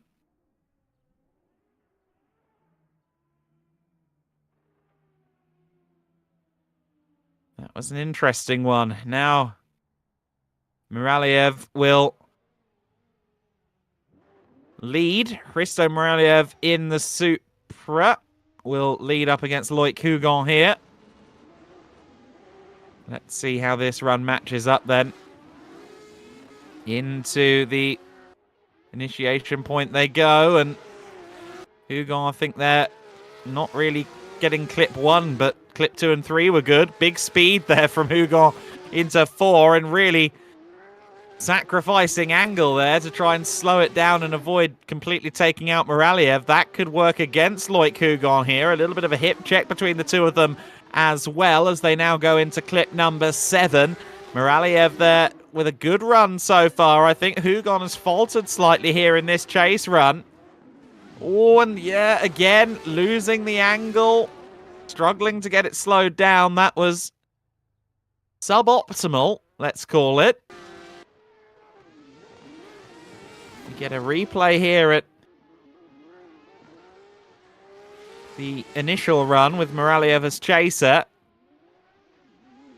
Moraliev at times was lacking angle a little bit, maybe straying away from the edge of the circuit where he's supposed to be. Certainly there at clip 7, he was nowhere near as committed to the bit, much closer to the yellow line than the white line through clip 7.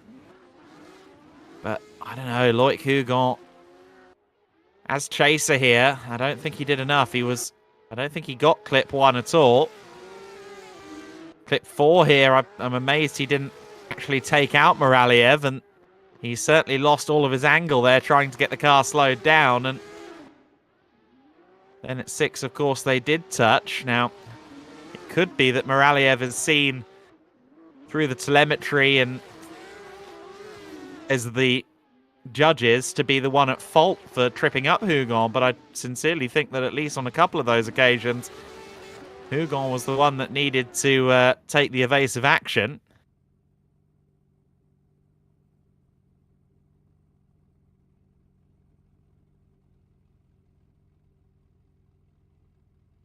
Hristo Moraliev, who we see on our broadcasts drifting in the click-backed Nissan 200SX, of course. We see that during our ad breaks. The lovely S-body car that he drives in the Bulgarian Drift Championship. So Hristo Moraliev wearing the click colours here as well in this series, and certainly a driver who knows what they're doing on either side of the virtual divide.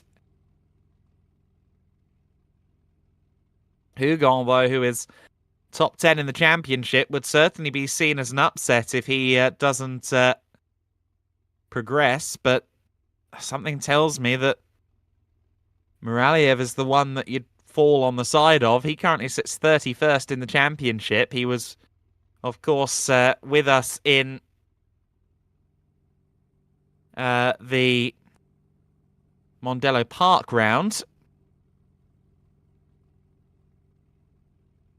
Would be a big upset for Loic Hugon if he doesn't make it through,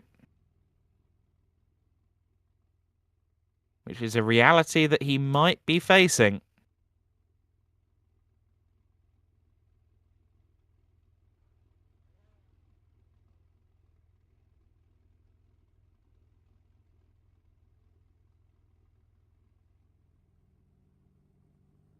Still awaiting confirmation from the judges doing their due diligence here.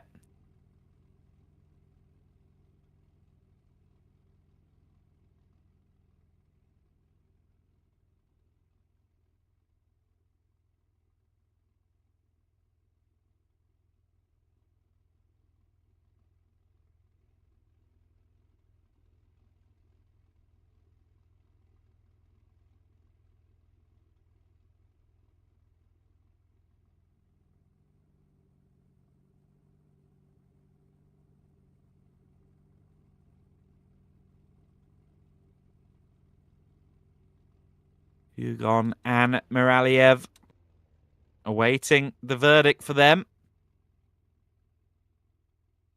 I'm sure they will both be tense.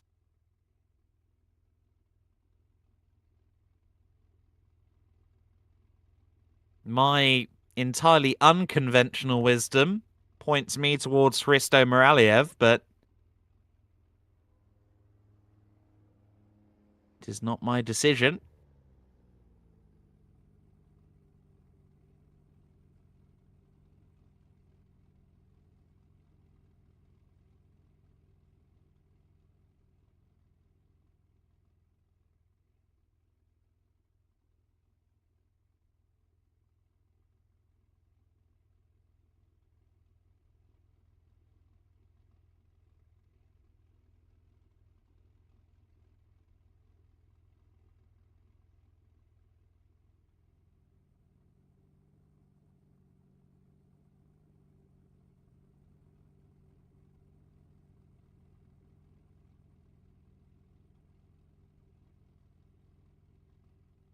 Still no word. I suspect they're rolling back the tape and having another look, and certainly there were things you could say for and against each party.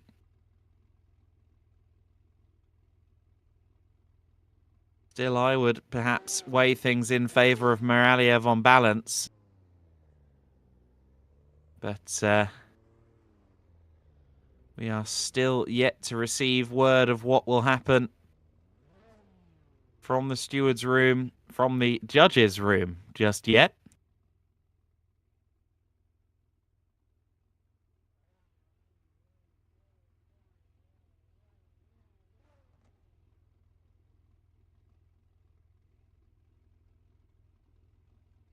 We've already said in this broadcast, the judges, of course, don't want to leap to something and then perhaps realise later on that they've been wrong-footed. We saw a couple of cars getting ready to go elsewhere there, so we'll see.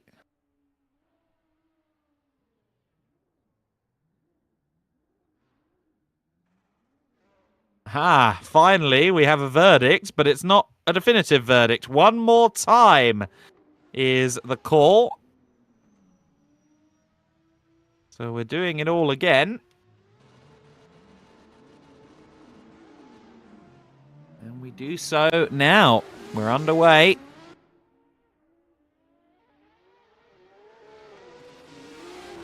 Ooh, and a bit wild there from Loic Hugon, but Moraliev not really close enough there through clips 1, 2, and 3. A bit shallow there through 4 as well.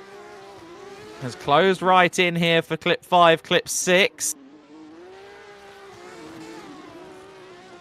Now into 7. All getting a bit close there. I think a slight bit of contact between Hugon and Moraliev. Moraliev right there with Hugon. Hugon's angle very good through 7. I think the slightest touch maybe at the apex of clip 9. Interesting run there. I think Hugon did a good job leading that one.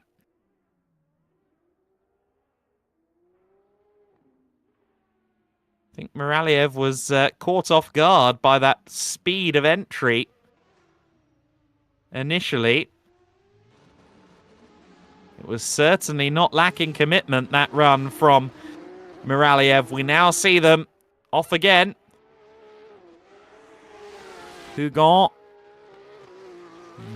not quite as good of an angle through 2 and 3, and into 4, enters way too shallow, and 5 as well, just completely out of line there.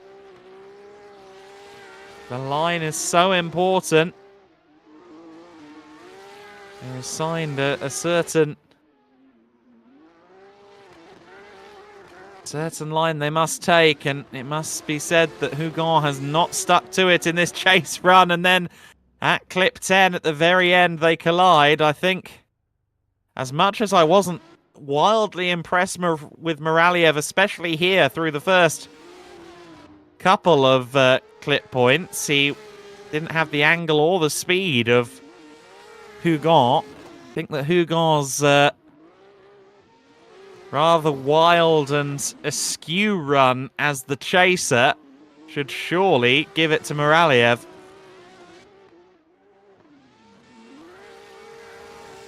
Moraliev did a good job. Hugon did a good job as leader as well. I'm impressed with his leader run, but I think maybe the chaser element is where he faltered. And I suspect that falter is going to be the deciding factor. Here we see it again. Not in clip 1 at all. Shallow through 2 and 3. Not quite the angle of the Supra. And then clip 4, just nowhere near where he needed to be on corner entry. 5 got that wrong as well. Was almost straight there heading into 6. Until we get to clip 7.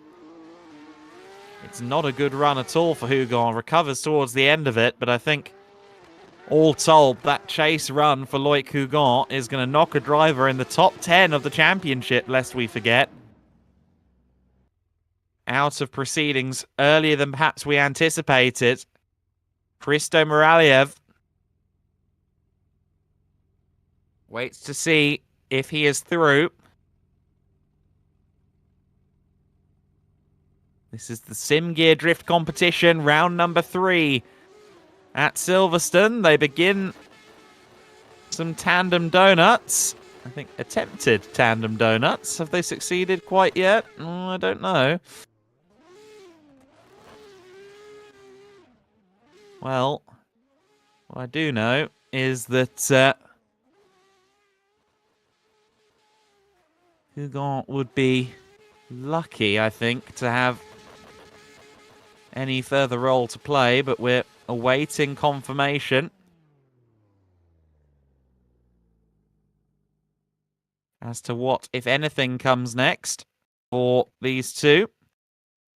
One would suggest that Moraliev is moving forward here.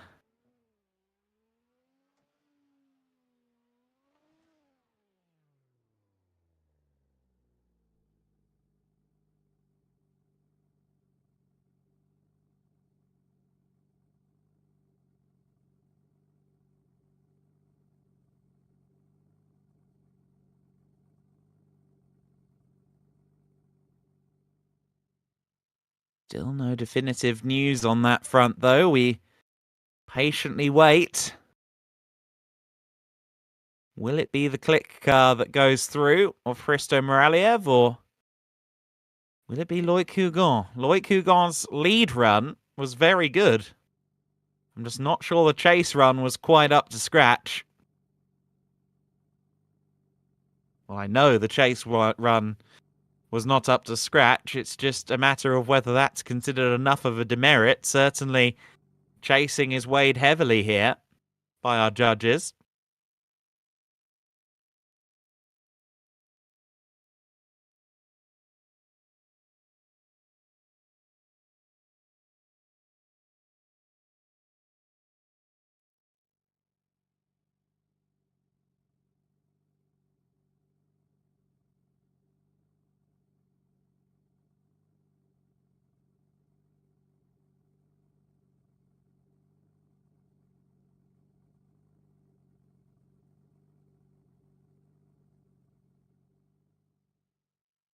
Hugon and Moraliev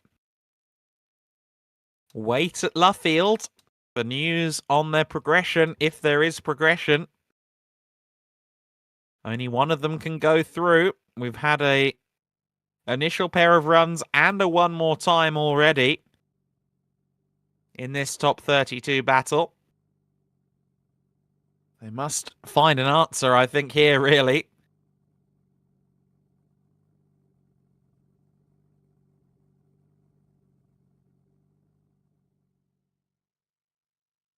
One is not forthcoming right now.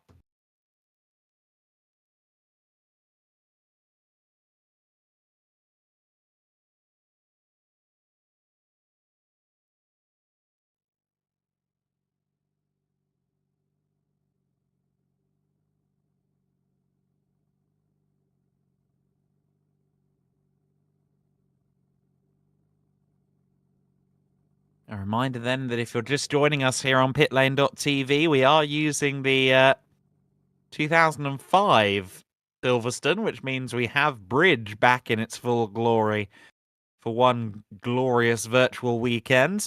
And there is confirmation. Hristo Moraliev is going through. And with that, we can switch focus to the next top 32 battle.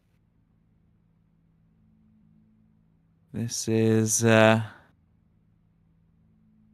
Cheapvinich versus Krua. I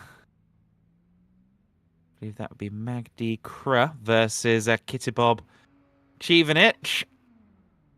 Do my best with pronunciations. If I'm off, I apologize.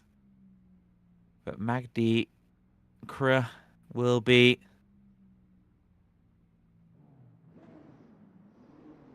leading. I'm going to call him KR. Like good old JR. It is KR that leads this one then. Oh, Cheapvinich a bit shallow through clip 2 and not committed to the outside of the course on clip 4 either. left a lot of space on entry at clip 4, wasn't committed on the yellow line. However, Chivinic, or rather KR I should say, a little bit askew at clip 6 as well. He went well wide at 6, but just a bit of a messy run from all parties, really. We'll dissect that properly in the replay, but a lot was going on there, and not a lot of it was necessarily what either party, I think, intended.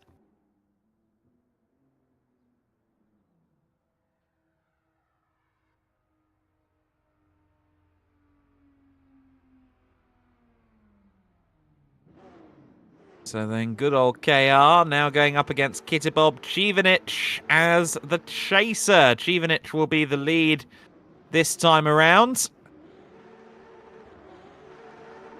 Kitibob Chivinic from Thailand.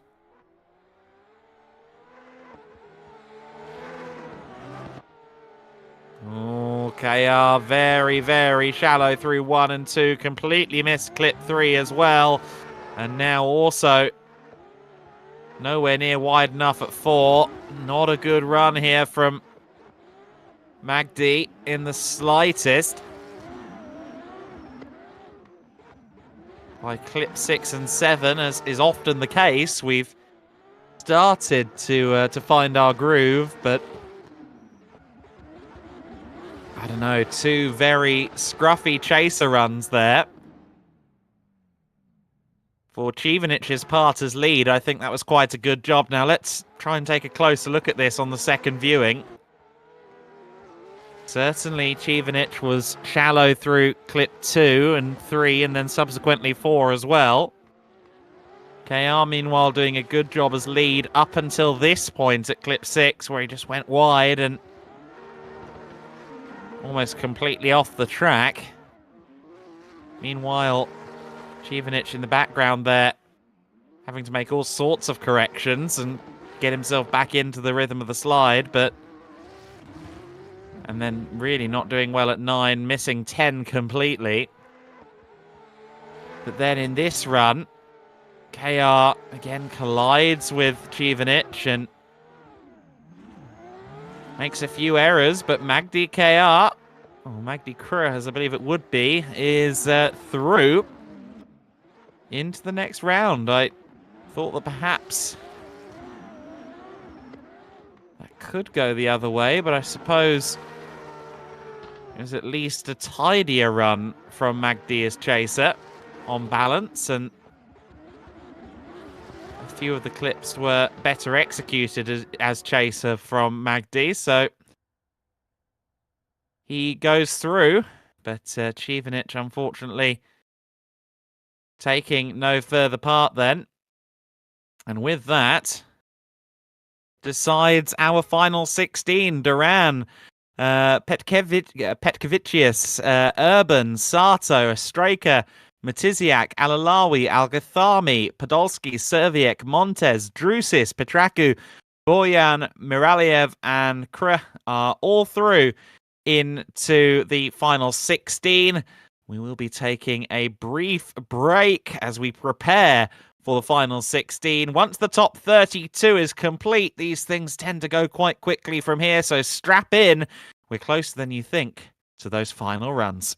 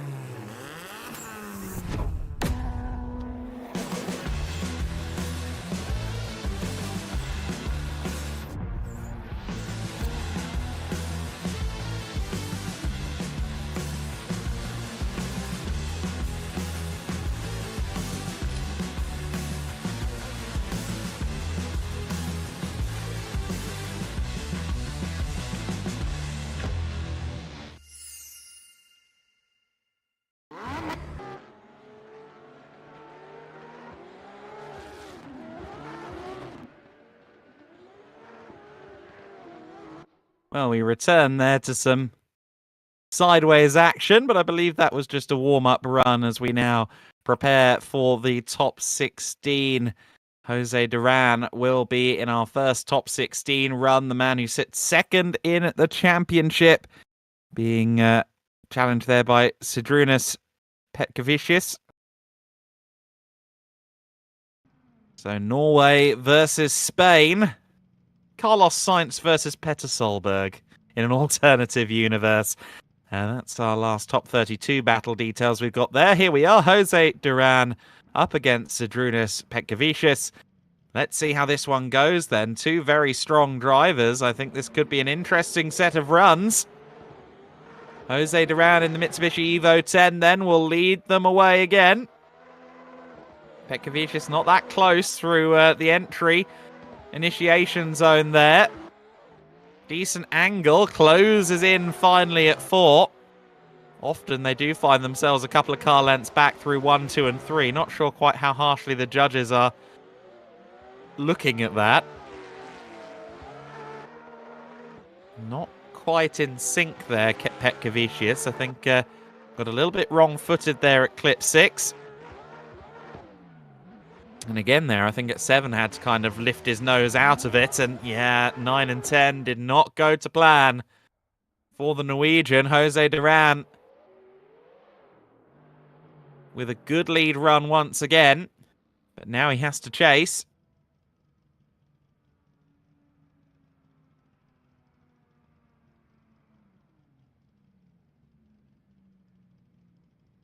Petkovicius, who sits outside the top 30 in the standings this time, is our leader. Jose Duran needs to have a good run here as chaser. Oh dear, not much angle there from Jose Duran. He was close to the 86 on entry, but just no angle through clip 1, 2 and 3. Doing a nice job from 4 through 6. We're going through clip 6 at the moment, but Duran there with what might prove to be a costly clip 1 through 3. You've really got to grab your stones and go for it through that section. I'm not sure Jose succeeded. Great chasing from clip 4 onwards, but 1, 2 and 3 did not go to plan at all. Let's take a look at this. The 86 a long way back for Petkovicius through clips 1, 2 and 3, then closed in massively at 4. And then was just out of rhythm through 5 and 6, and not quite matching the line and the angle of Jose Duran. I think perhaps even with the slightly limp clip 1, 2 and 3 through bridge for Jose Duran, I don't think Petkovicius' run as chaser ever really burst into life, whereas for Duran, even though 1 and 2 weren't great, he basically recovered it by clip 3, and then from clip 4 onwards, he was really beasting the quarter panels of that 86.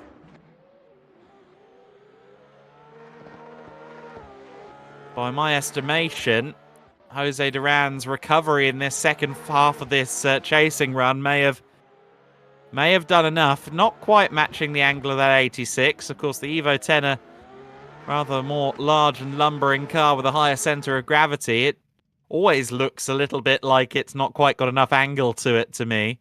I think it's just a trick of the car more than anything.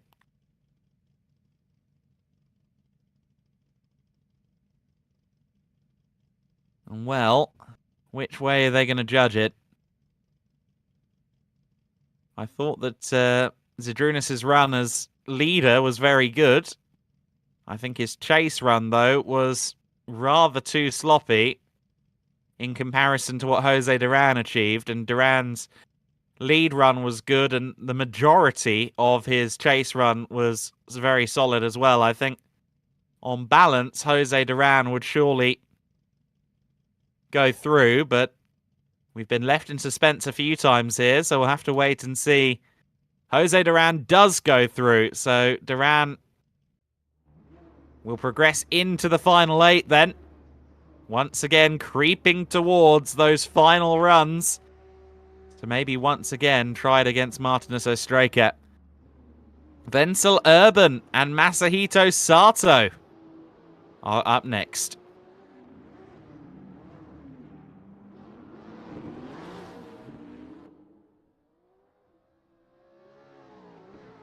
Sato not getting a good run through 1, 2, and 3. He was almost, I think, a bit too close to Urban going into the entry point, and that really tripped him up for 1, 2, and 3.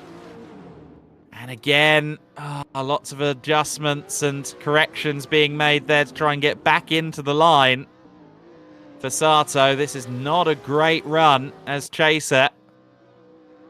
Wenzel Urban has been doing a good job as lead. Bit wide at clip 9, but otherwise I would call that, at the very least, a solid run from the Corvette. But I think Masahito Sato is going to have to hope for urban exploration of the gravel for any hope of Masahito Sato going through.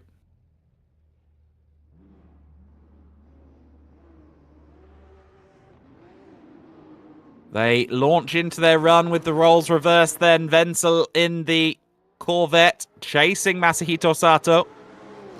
Sato again not getting it committed properly at the entry point, and he strays off into the gravel trap, leaving Wenzel Urban to effectively have a solo run. Masahito Sato will know it's all over. I don't think he was helped into the gravel there. I think he just lost the slide. It was almost as if the car gripped, as if it was a circuit racing setup, unfortunately. And so with that, Wenzel Urban, I suspect, is going through into the final 8. Here you see Sato, again, just losing the slide through bridge. Very difficult to hold angle through a corner that quick. Bridge is a real challenge that the drivers have been relishing, so can totally understand that they're right on the limit of what they can do through that section. But yeah, Sato's run as chase never looked that sparkling. And then, of course, well, we saw what happened as leader. We'll get another look at that and see whether there was a nudge from behind from Wenzel, but I think it was Sato's own doing that he ended up into the gravel. And yeah, exactly, just broke the drift. He had decent angle on the entry point, but then the rear just gripped up. It understeered him off. And Wenzel Urban goes through. Our next battle featuring championship leader Martinez Ostraka is up next. He's got worthy adversary here in Adrian Matisyak. Let's see if Matisyak can pull an upset. Martinez Ostraka has a 2 from 2 record so far in SimGear Drift competition. Here they go. Matisyak doing a good job staying close to Ostraka, not quite matching the line through clip 4. And I think maybe having to make a couple of adjustments there through 6. Ostraka nailing it as per. But Matisyak doing a good job chasing here. A little bit later into 8, a bit of a collision through 9, but I think Ostraka maybe slowed more than we're expecting there through 9. It was a good run from both parties. Matisyak isn't out of this after that chase run for sure. Ostraka's going to need to put in a good chase here to be sure of going through. But we've seen him really nail his car, the rear fenders of his adversaries on several occasions. So Martinez Ostraka needs to do that again to move into the final 8. Here they go.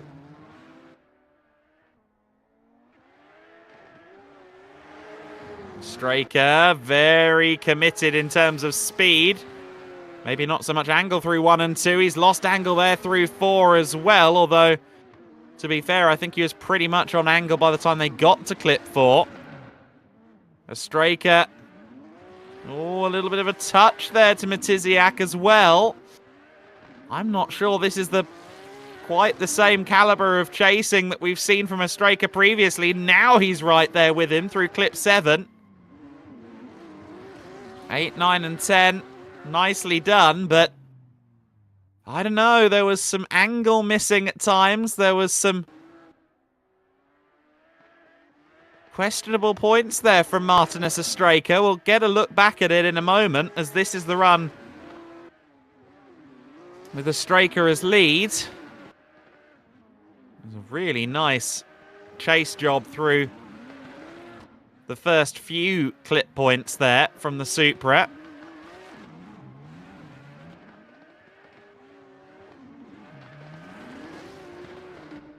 Straying offline occasionally,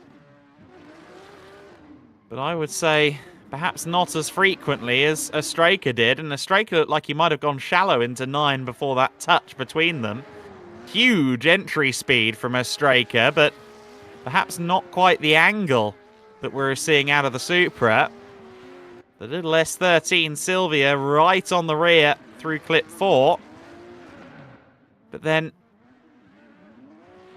that little bit of contact in clip 6 as well.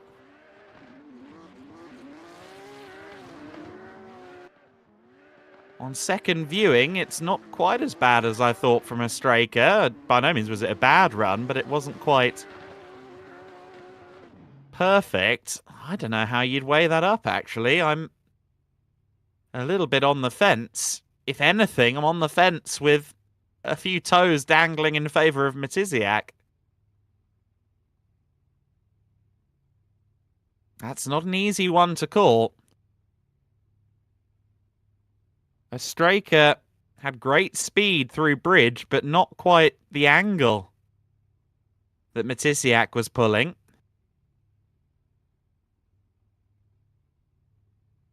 I think he was also a bit shallower than the judges would have liked to see in clip 2 as a result of that, so I don't know. I wouldn't be entirely shell-shocked to see Martinez Ostraka not progress here, but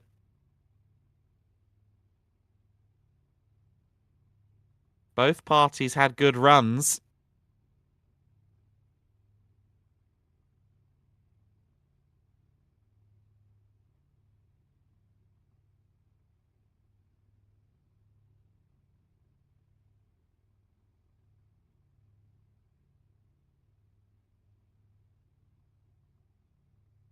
We await a ruling. Could it even go to one more time?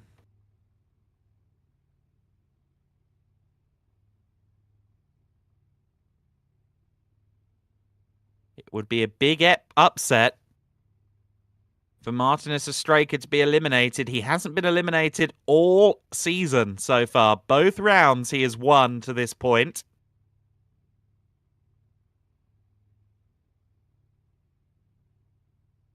To be eliminated this early on in the top 16 would be a real break from the form book for Martinez Ostraka.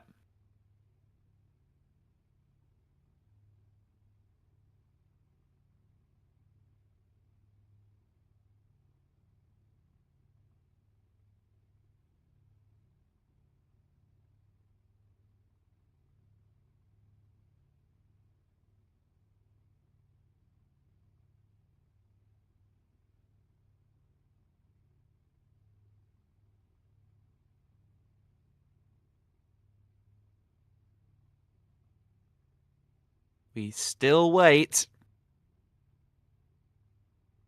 for definitive information. It wouldn't shock me if it went to one more time, but I think the judges trying to pick a definitive winner here.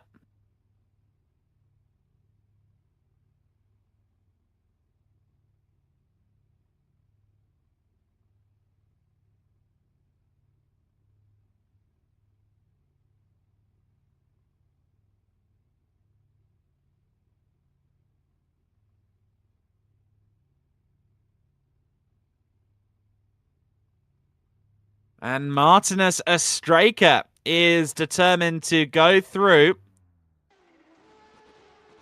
I think that was a narrow one, but Astraka progresses into the final 8. Good effort, though, from Matisyak. Agathami versus Alawi is our next battle. Abdul Rahman Alawi is our leader then for the first one. Agathami pursuing from behind. Agathami there a bit far behind at clip 1, 2, and 3, and I don't think fully online. Some corrections there at 4 as well from Agathami. Had to get that angle back halfway through. Nicely online from both parties at 6 and 7. Alawi right up on the line through most of clip 7 there. I think that Alawi did just about everything right there as lead. Agathami by no means doing a poor job as chaser. But a few little deviations from line, a couple of corrections there that we saw. Abdul Rahman Alawi going against Abdulillah Al-Ghathami now as leader. So Al-Ghathami will lead this one. Lights go out, and they do go this time. Al-Ghathami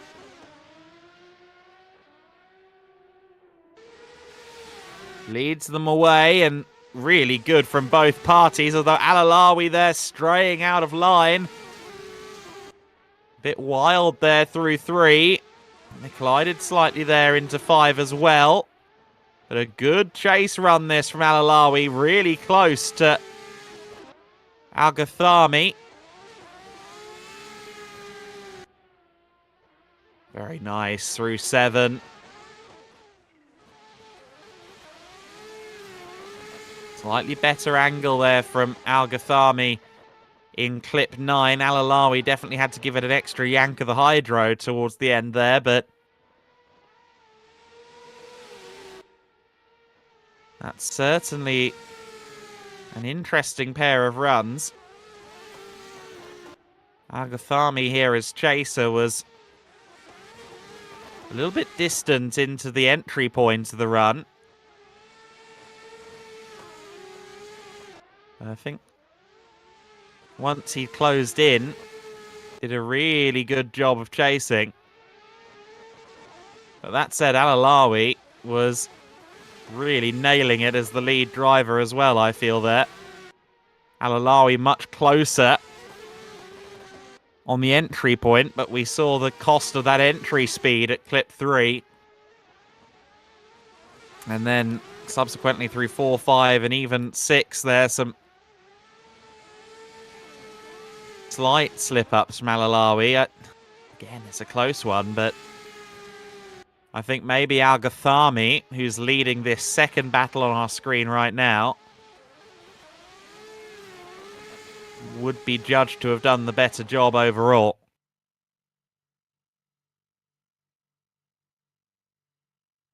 I wouldn't like to be making that decision. I thought that was good from both parties. I was massively impressed by Alawi's lead run. But that trip onto the grass as chaser, as brief as it was, and then the subsequent slight missteps in 4 and 5, deviations from the line, might might work against him. But then again, of course, Agathami started the run quite a way behind the fellow Sylvia driver.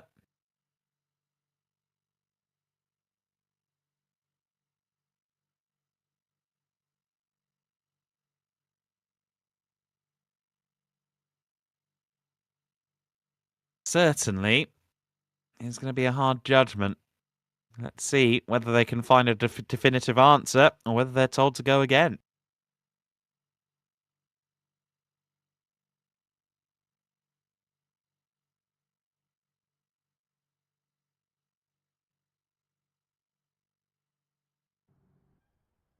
So, Abdulrahman Alawi progresses. Alawi goes through.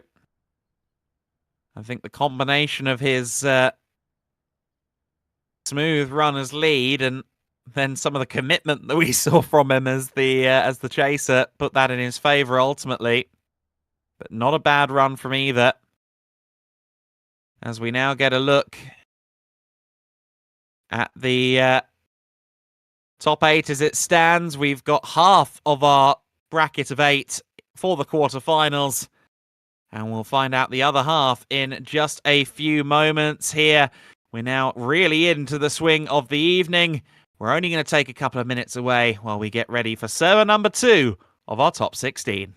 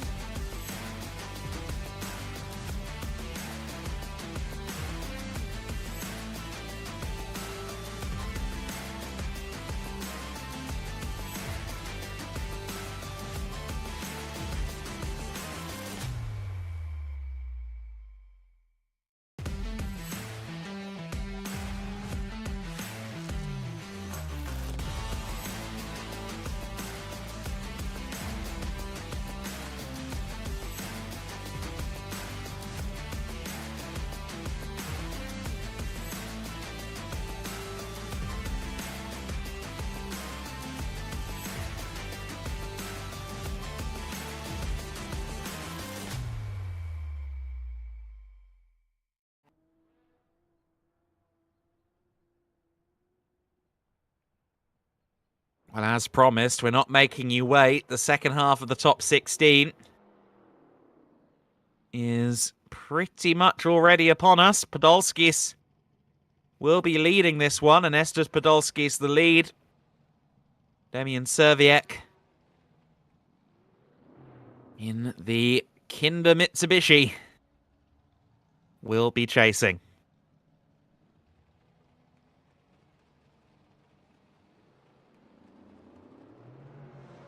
And Estes Podolskis leads them away then on the first of 2 runs in this top 16 battle. Podolskis with better angle, better commitment to the entry point for sure than Serviek.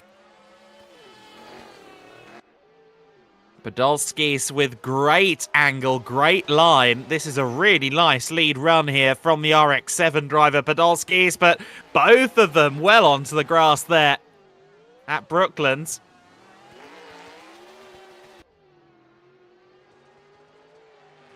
In spite of that, Podolskis, I think, has had a very good lead run there. Serviek, I wasn't that impressed with 1, 2, and 3.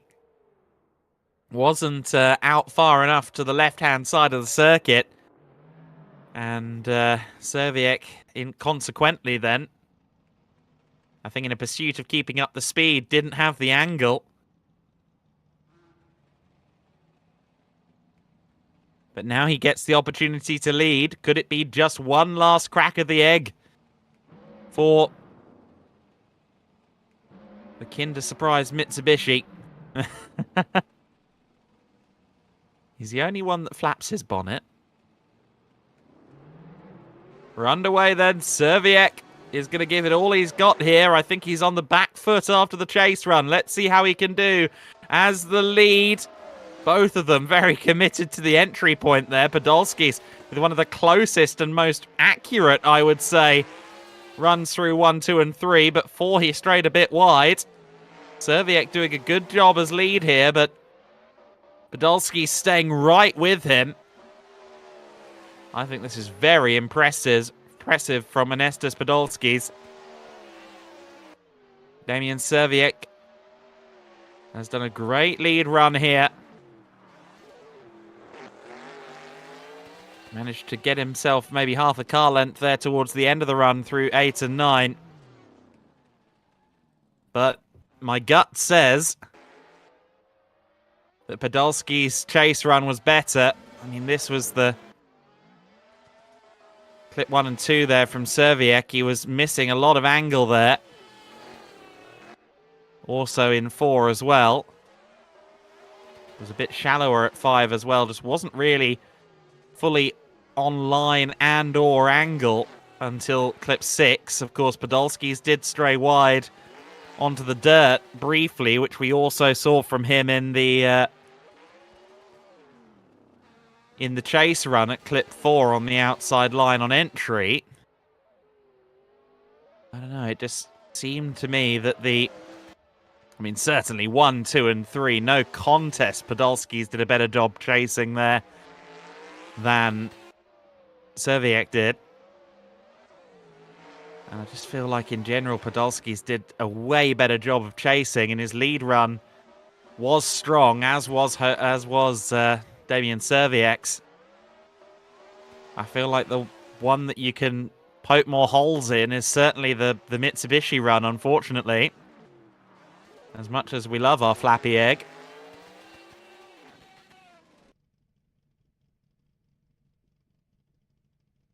Which way will this one go then?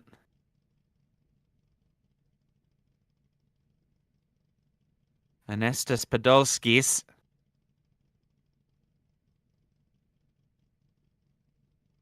In the RX-7.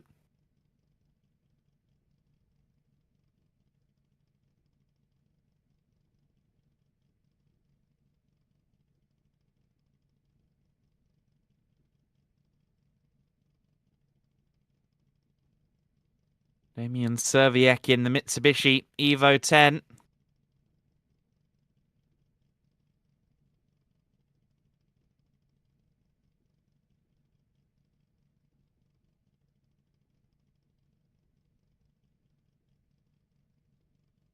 Seems like this one is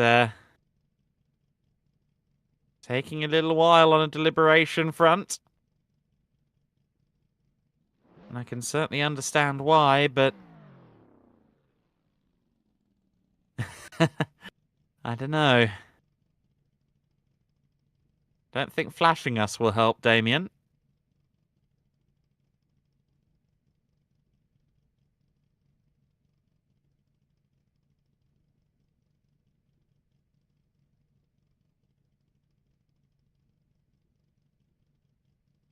But it was, to my mind's eye,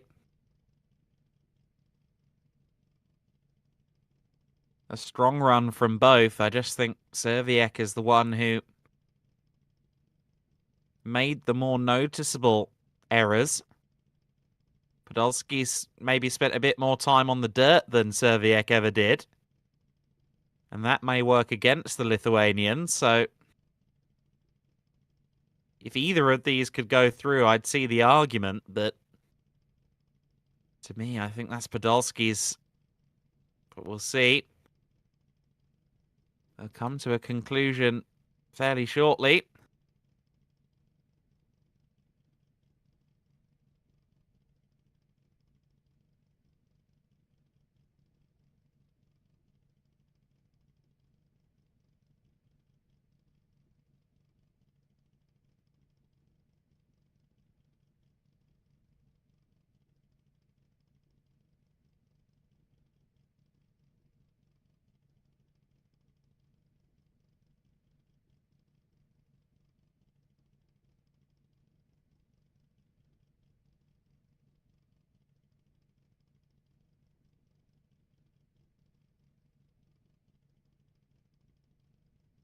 See some discussion going on among competitors saying, yeah, diving to get close for turn 2 is a nightmare. Clip 4. And I can certainly see their point. We've seen quite a few drivers really having to fight to slow the car down to get back onto the quarter panel of their competitor after maybe starting a couple of car lengths behind at first clip.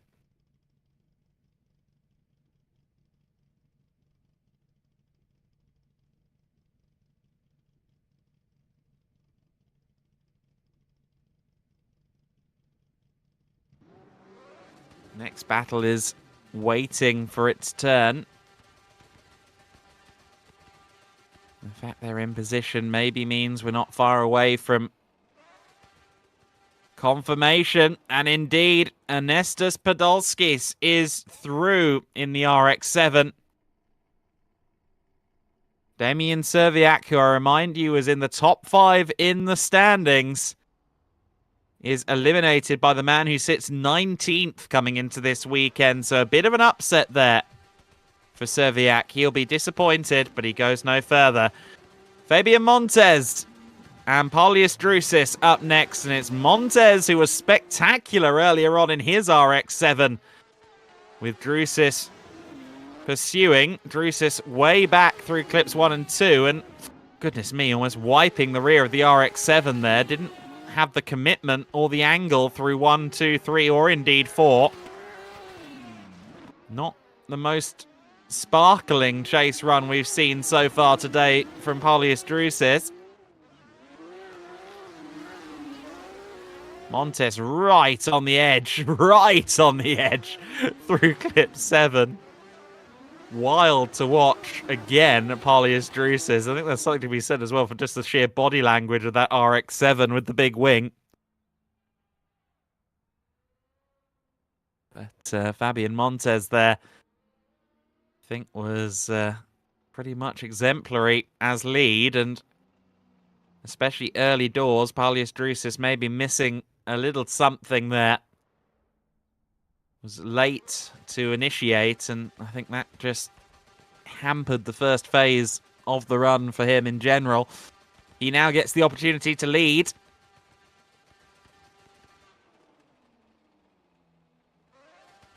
And let's see if he can turn the scales in his favour with the lead run.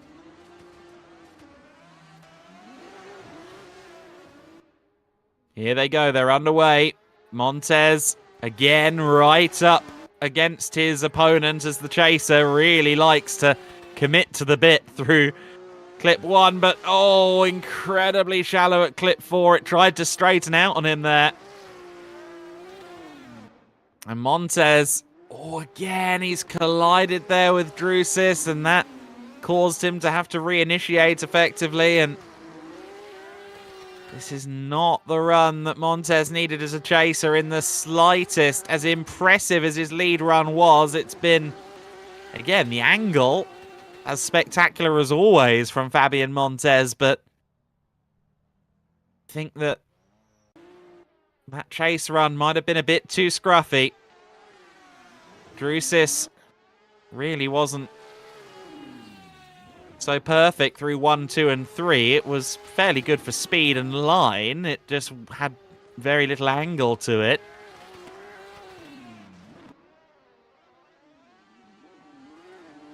By the time we got to clip 6, he'd more or less got back on target, and while it wasn't a perfect run by any means, I think that Jucys's relative tidiness might go in his favour here. We'll get a look again at the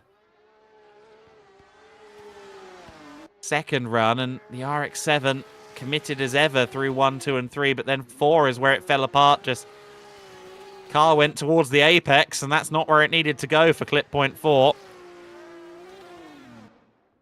And at 6, then that little touch to the M3, which only really hindered himself. I have to imagine that will tip things away from the Spaniard in the RX-7.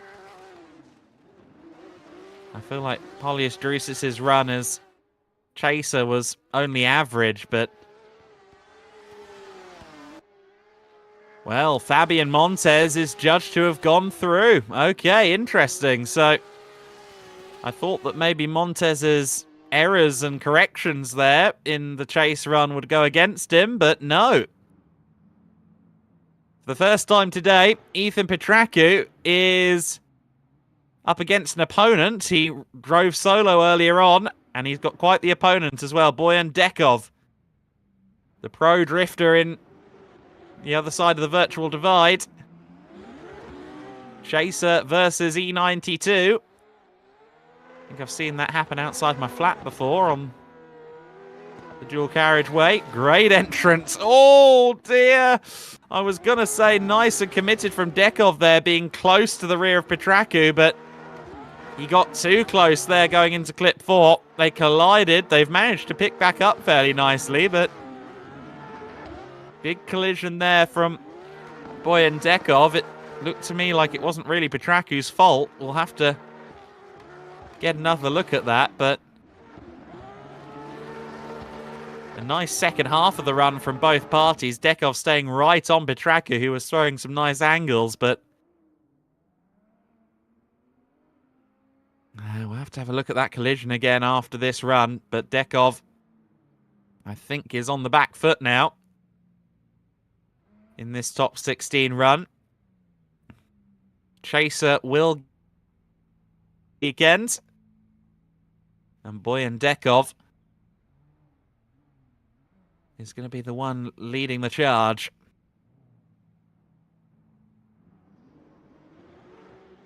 Lights out, we're off.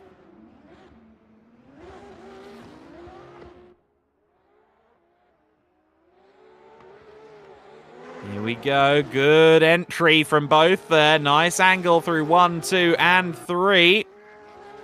Petraku not quite as far to the outside edge as Dekov. Dekov doing a great job on his lead run here. But Petraku matching him pretty much for every step of the way. This is a great run from both parties. I think this is one of the better runs we've seen. Look at how close Petraku is there to Dekov. Manages to avoid the collision as well at 8, but I think slight touch there on the exit of clip 9. That was a stellar run from both parties, and unfortunately I think that means that this moment between them will be the deciding factor. And yeah, I think that's all Boyan Dekov, unfortunately. Petraku, I don't think did anything to cause that. But again, there's more data, more information, and frankly more knowledge in the judges' bay, so perhaps they've seen something I haven't, but we'll see where the scales tip on that particular run. I think neither of them can have that many demerits thrown at them from this, though. Dekov's run as lead, Petraku as chase. Dekov fully committed into clip 4. Really impressive run through there. But in general, both of them doing a great job. Petraku, especially here through 6 and 7, so close to the side of that BMW. Very elegant run indeed from both parties. One of the best tandem runs we've seen so far in the battles to this point. It's one of those top 16 runs where you really want both to go through because you know the quality of both. But as anticipated, Boyan Dekov's collision with Petraku as chaser tips the scale towards the Toyota. And Ethan Petraku will go through. Once again threatening to be a part right up to the very end, as he was at Mondello a couple of weeks ago. Or last week, I should say. It's been a long week. Hristo Miraliev then will lead the battle against good old KR, Magdi Krut.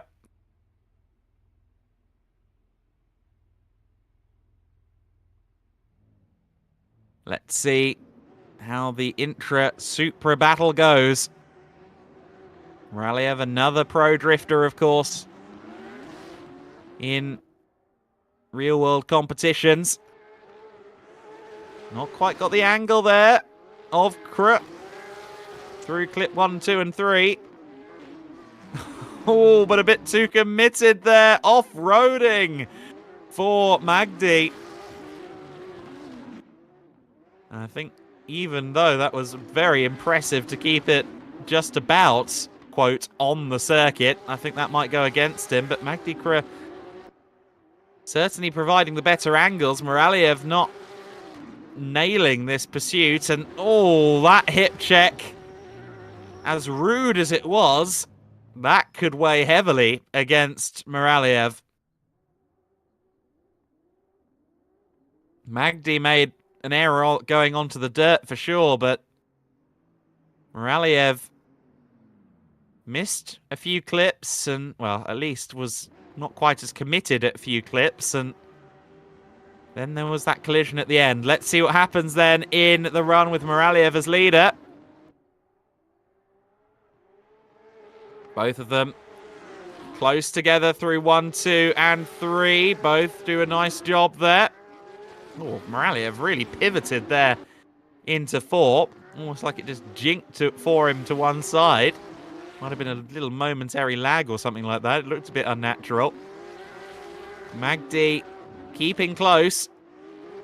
Good chase run this from Magdi Krupp, but great angle there from Muraliev through 7.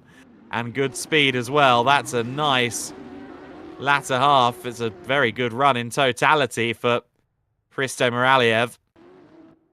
That's another tough one, but I feel like Muraliev did more wrong as chaser than Magdi Krupp did for sure. Magdi, though, as lead, as we see here, did stray.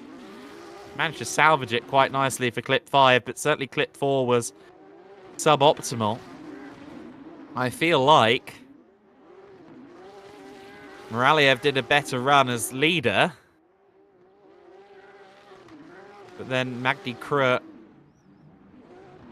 made fewer errors as chaser. That last hip check there that sent Magdi off the circuit, I think, could be the real knockout blow, unfortunately, for Muraliev.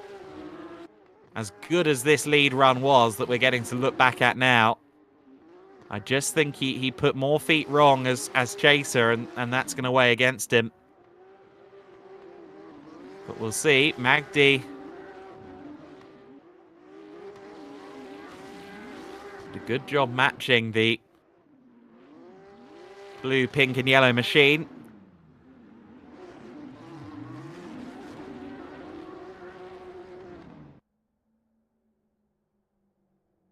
Hristo Muraliev is judged to have gone through. Okay, very interesting. I must say, I didn't necessarily expect it to go that way. As I said at the time, Muraliev's chase run was a bit sloppy, but that's the way it's gone. And that decides our final 8. So there we go. From here, it's going to go by very quickly. There are 8 competitors left to go. We are into the quarterfinal phase of the evening here. And with that, we will take a short break as we now get ready for what will be the final server to win the final 8 of the day.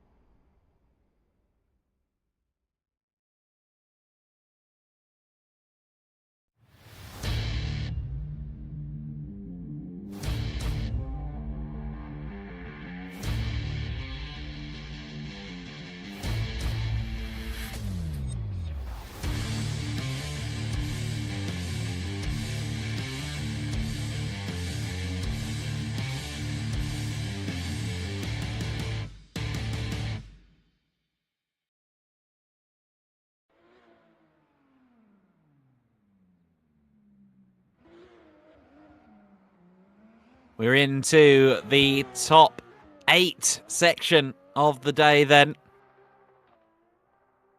And this is where things start to get serious. This is the quarter-final. Everyone who's gone this far has got their eye in.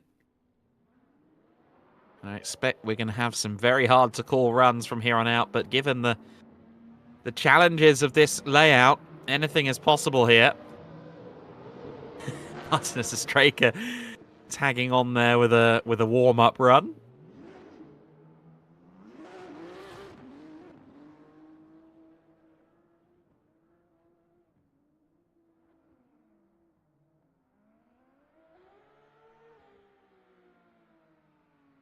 Just hearing that there was a little bit of an error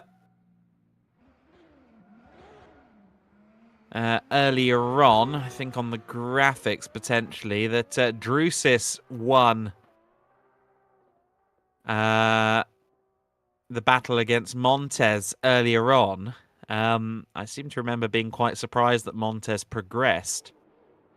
So Paulius Jucys did, in fact, progress into the final 8. So the BMW E92 that we saw earlier on will be out there. The RX-7 of Montes has been eliminated. It'll be Urban versus Duran, a Straker versus Alawi, an all-Lithuanian battle of Podolskis and Jucys, and then Petraku and Moraliev who go through.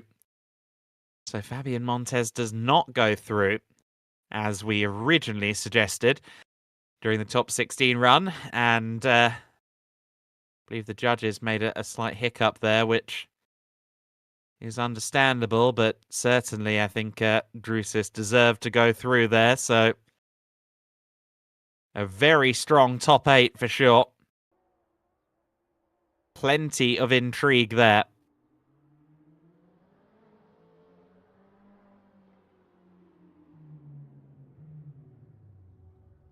We are still awaiting the arrival of our first run, Duran and Urban.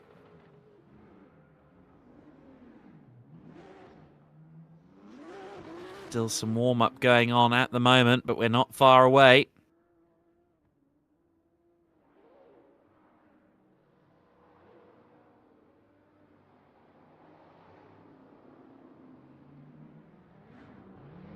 There are Duran and Urban, but still in the warm-up phase for now.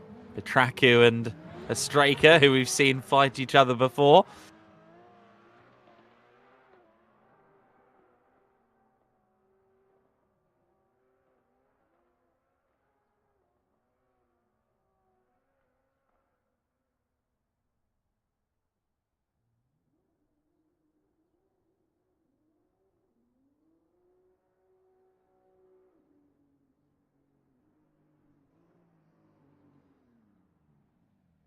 There is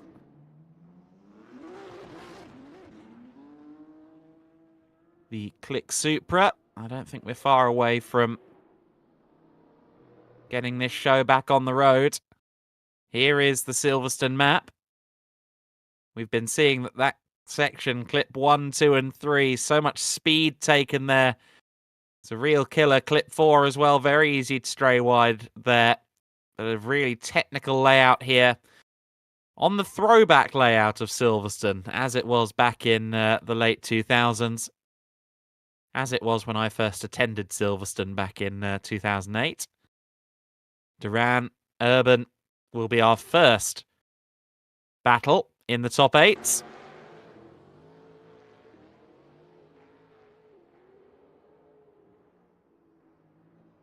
Corvette versus Evo.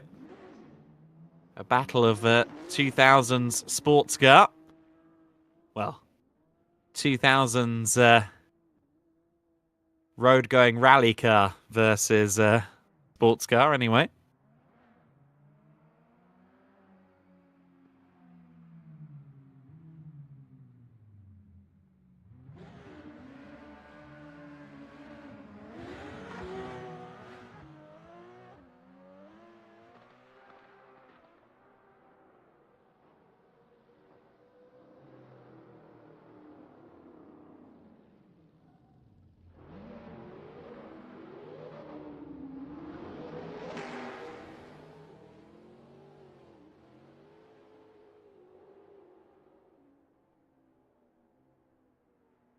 They're keeping us waiting.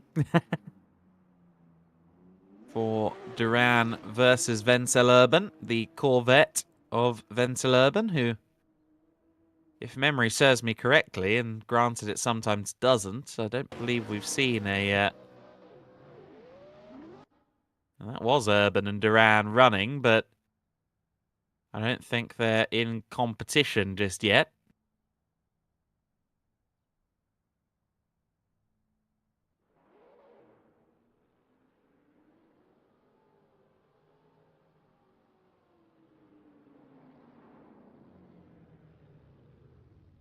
All right, it's meant to be Duran that leads, so hopefully we can... Hopefully this is now time. I think we are ready for action here. Venselurban takes his slot as chaser. Jose Duran will lead. Lights out. We're off. Here comes the initiation zone on the outside. Look at Duran really whipping it in there. Urban right with him through clip 1, 2, 3. I think he missed clip 3, though. Didn't get the box there. Nice tandem, though, from both. A very beautiful run to this point. Just getting to the side of the Mitsubishi without colliding. Venselurban. Really solid effort in this run as chaser. I'm very impressed with that chase run, but fault can be found, especially with missing clip 3 there. Or if he did get clip 3, it was only with the edge of the left rear. Let's see how he does his lead. Jose Duran will chase Venselurban in the second run of this top 8 battle, quarter-final time. And look at that again, so close. Urban with the better angles. If he manages to keep that off the dirt, that's incredible. Venselurban, goodness me, overcooked it a bit there, though. The angles from Vencel are insane. And he didn't scrub off too much speed doing it either. Show-stopping stuff from Venselurban, who really pushes the envelope a bit too far there. Onto the grass he goes. Well, if you want to judge it on angle alone, Venselurban may have just won the whole thing. However, here, look at clip 3 again. It's hard to tell with that tyre smoke billowing from the Mitsubishi, but I'm not sure he was in there at clip 3.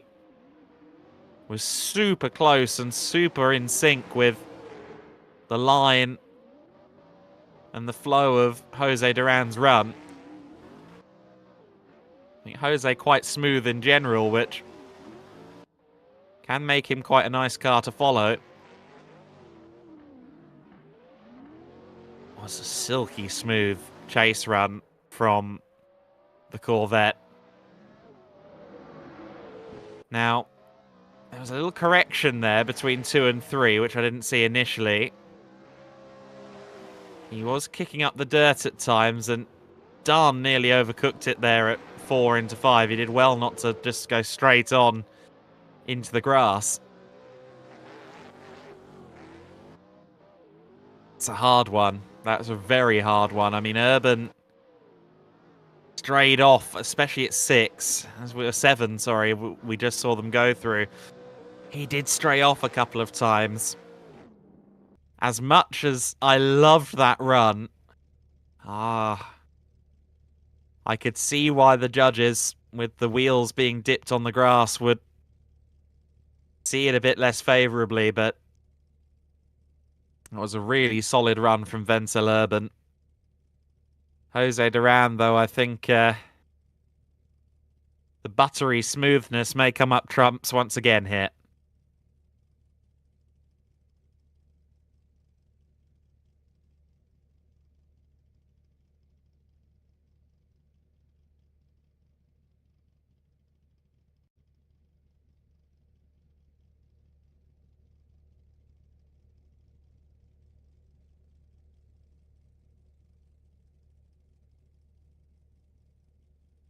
Well, Urban and Duran both waiting on the verdict.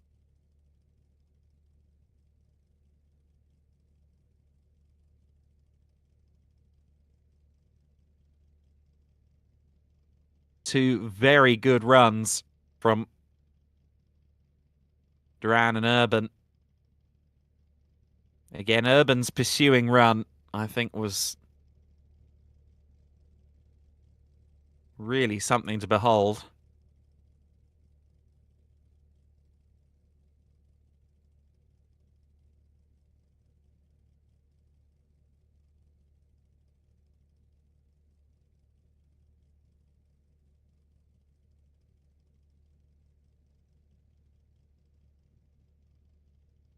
We await the decision.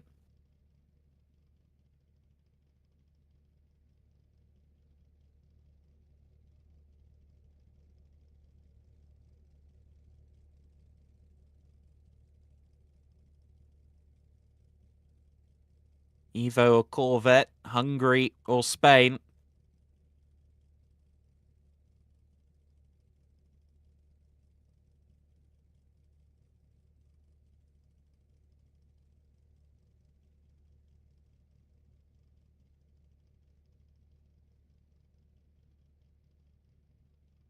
As wild as Ventil Urban's angles were,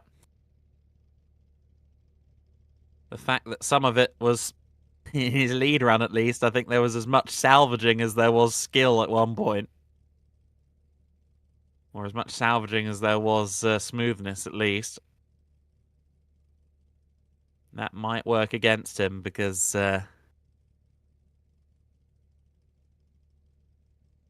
you don't want people to notice that you've gone slightly over the limit in drifting.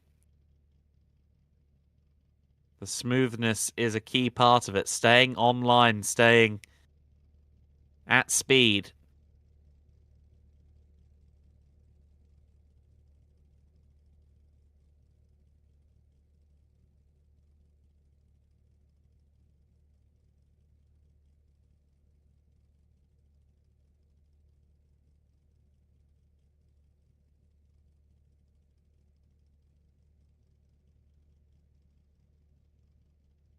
Tough call, certainly. Not one I'd want to make.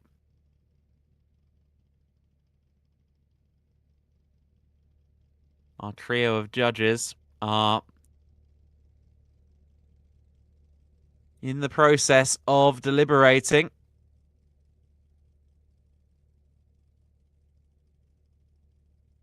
That's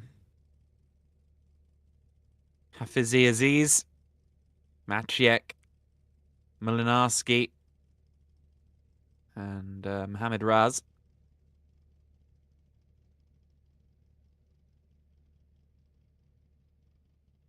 Mohamed Razik, I should say.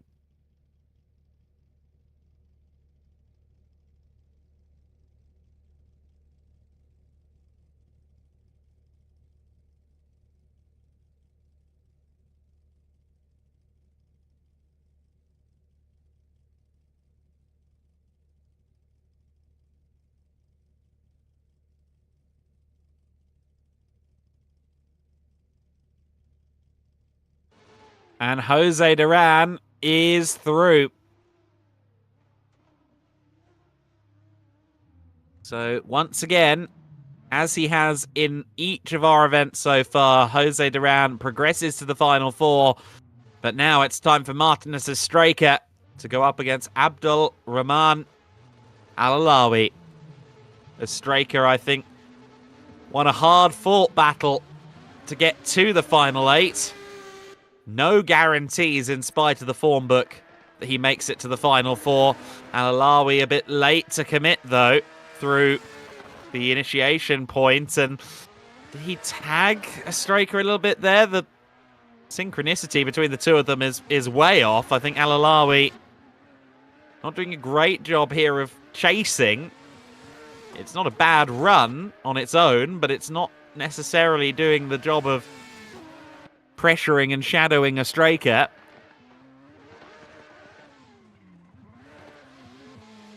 And cuts inside there at clip 9 to wrap things up. That wasn't the cleanest run we've seen from Abdul Alawi in this race, or in this weekend.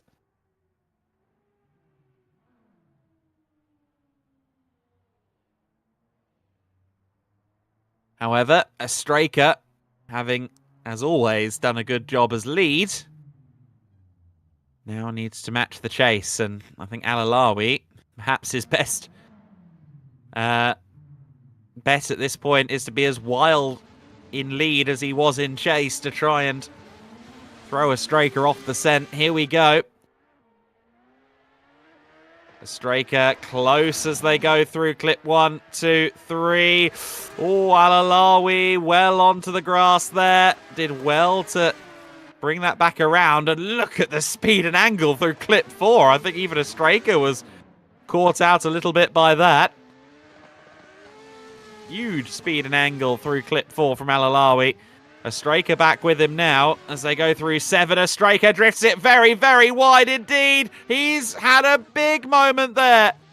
That's the biggest mistake we've seen from a striker so far this season.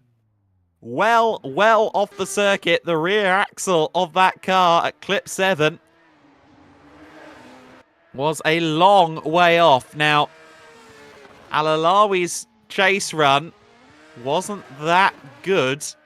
I think he clipped a striker there going into clip 4.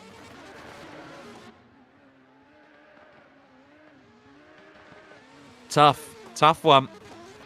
Alawi certainly was a bit raggedy through the first few clip points of this run here. And then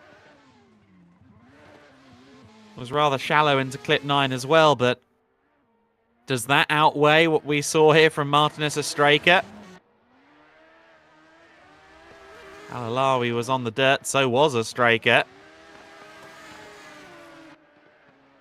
Alalawi's run through clip 4 was pretty special.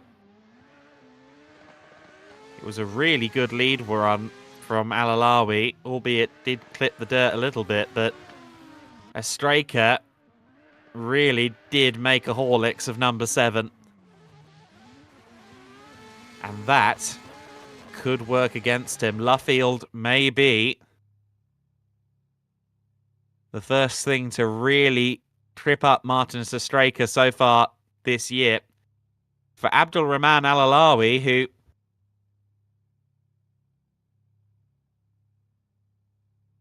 well, there we go. A striker goes through, so I suppose we're saying there's one set of errors way up the other. Big error from a striker. Well, apparently a striker did enough. So, final 4 time for a striker. Which of his fellow Lithuanians will be joining him in the final 4? Will it be Anestas Podolskis? Will it be Paulius Jucys? Now, Podolskis has been one of my favourites to watch so far. Jucys, I think, at points has been fairly conservative. I thought that weighed against him slightly in the top 16, especially when he was initially, albeit mistakenly, listed as eliminated.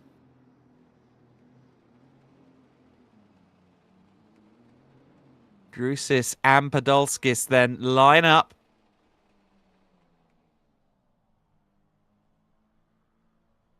Not sure what the weight is, but we appear to be underway now. Anestas Podolskis leads us away then for the first run of this quarter-final battle. Jucys well behind through 1, 2, and 3. Not quite the same angle as Podolskis either. Not quite as far to the edge of the circuit as Podolskis through clip 4 either. Not getting as close to Podolskis as some of the runs that have really wowed the judges from chasers. It's a smooth run, it's a solid run, but again, conservative is how I would describe it. not really exploring the limits. Certainly not in terms of being close to Ernestas Podolskis, although Podolskis, once he had a couple of car lengths, it was always going to be hard for Jucys to close back. Let's see what Jucys can do as lead then. Podolskis a bit slow off the mark there. That could cost him a little bit here early on. Oh, he does a great job through 1, 2, and 3. Maybe a bit shallow at 3, but... oh, dear. Podolskis there, a bit out of flow. Went way offline, I think collided with the BMW. There may have been a little bit of a tap there as well at 6. Not a clean run, this, from Podolskis, and maybe this is why Jucys takes the conservative approach. It's a very good lead run from Paulius Jucys. Nailed the angle and the speed for most of that run, but Podolskis started on the back foot there, was a good couple of car lengths back. We'll have to get a look at that chase run for Podolskis again. This is his lead run in the RX-7. Jucys again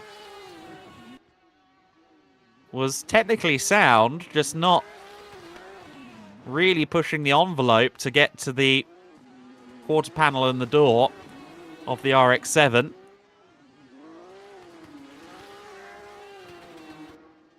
He gave it space and he gave it distance, but in doing so, he had a really clean run as chaser, which he then followed up as the lead, but it's Podolski's run that's really the teller here. Was much shallower into clip 2, albeit nailed the apex, and then there was a slight collision there at clip 4, which certainly interrupted Podolski's line and angle quite significantly.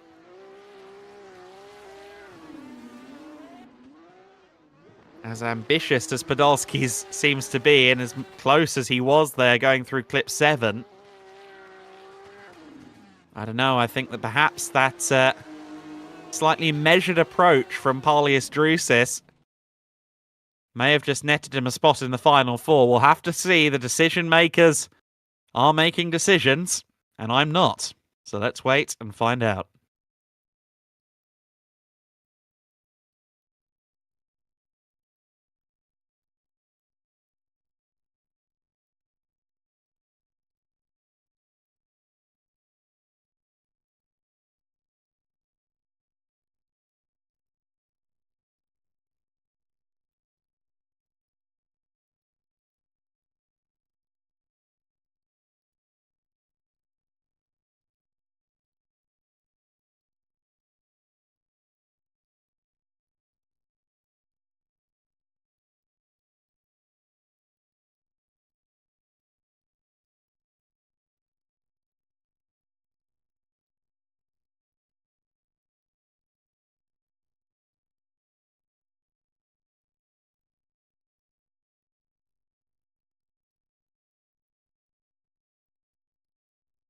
Again, you could make a case for either here, but I think Paulius Jucys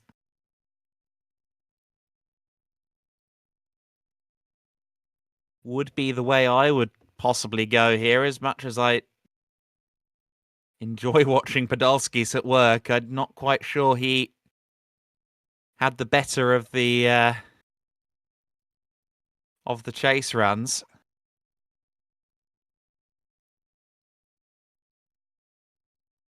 It was a little bit ragged. But Paulius Jucys was certainly keeping his distance in his run. It's a tough one to call. If you're just joining us, we're in the quarterfinal phase of round 3 of the SIMGEAR Drift Championship. We're live on Pitlane.TV.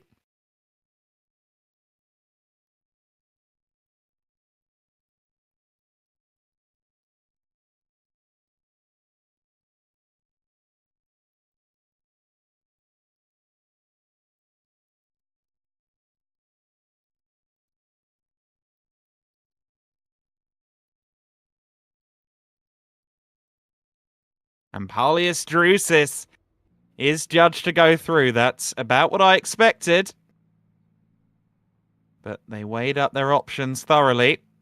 Now then, Ethan Petraku in the chaser has another significant challenge. This time it's Hristo Moraliev, who is a bit late to the party, but here he is. The pro drifter who we see tailing his S13 in the ad breaks, his Click real life car.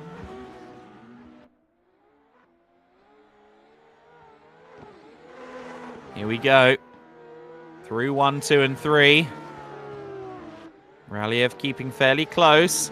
A little bit shallower there through 4. I think maybe completely out of whack there through 4. May have missed the yellow entirely. And had to do some corrections as a result, but staying close to the door of the chaser there through 6. Again, shallow entry into 7, but not a bad run. Petraku, meanwhile, is doing a great job as lead. Maybe a bit slow there in 8 and 9, but in general, the angle was certainly there. The speed may have been slightly lacking in a couple of places, but Petraku, I think, did everything right there in his lead run. Moraliev may have made a couple of errors there. Let's see.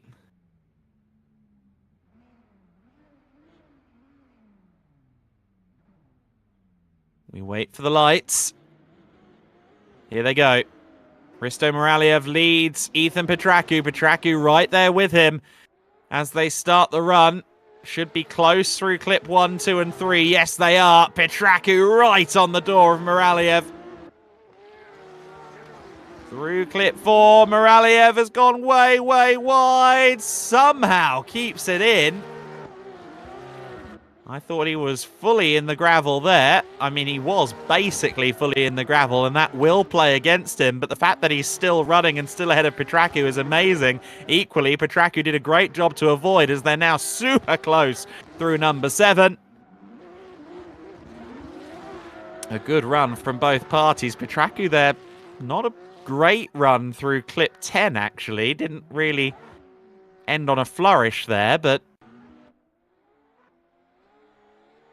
otherwise, I think that on balance has to go to Petraku, surely.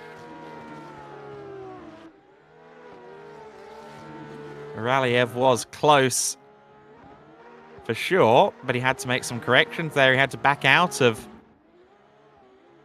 things a little bit. Whether Petraku was maybe stalling him a little bit there, I don't know. Certainly Petraku had great angle, but not necessarily great speed in a couple of places, and I think Moraliev got tripped up by that a bit, but I mean, Petraku's run there is pretty clean. Whereas in contrast, clip 4 here for Moraliev was anything but. Way, way wide. Almost to the point where I wonder if there's some lag that helped him. I don't know, but Ethan Petraku has been pushed through. Hristo Moraliev, rather as I expected, has been eliminated by Ethan Petraku. That's a big scalp for the Toyota Chaser and the British flag driver.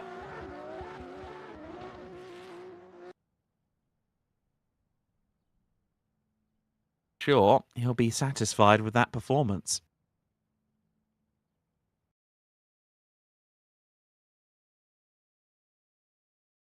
And with that, we now know our final 4.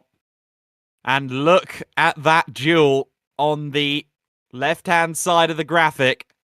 Martinez Ostraka versus Jose Duran, running back the Okayama final once again. Paulius Jucys going up against Ethan Petraku. 4 very, very good drivers ready to duel. We are going to continue on. We're not going to have an ad break at this juncture. Of course, everyone at this point that we need in the server is in the server. But that is how our semi-finals look. We're going to be with them in just a few seconds.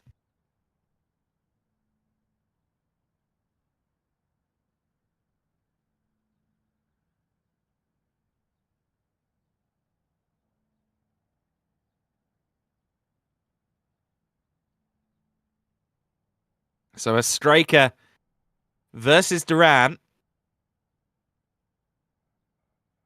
is once again going to be, I'm sure, a show stealer.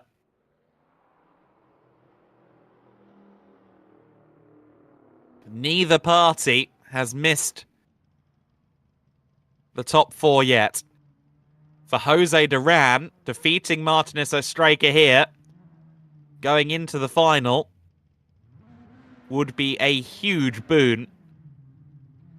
If he can defeat Ostraka, that will bring him right into contention going into the championship decider in Portimao.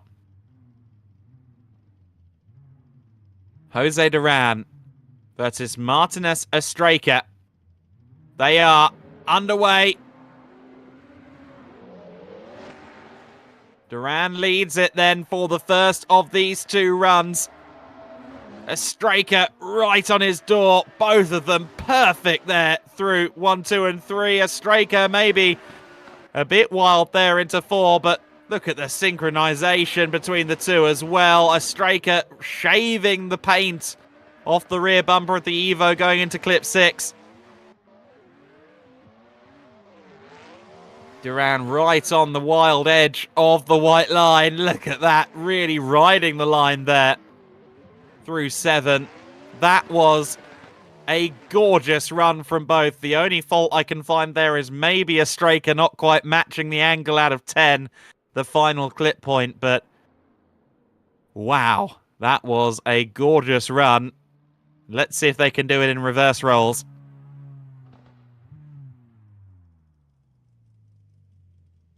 Martinez Ostraka, with his streak of making the finals at stake. Here they go. Ostraka with a good entry there, but Duran right on his door. Again, gorgeous through 4.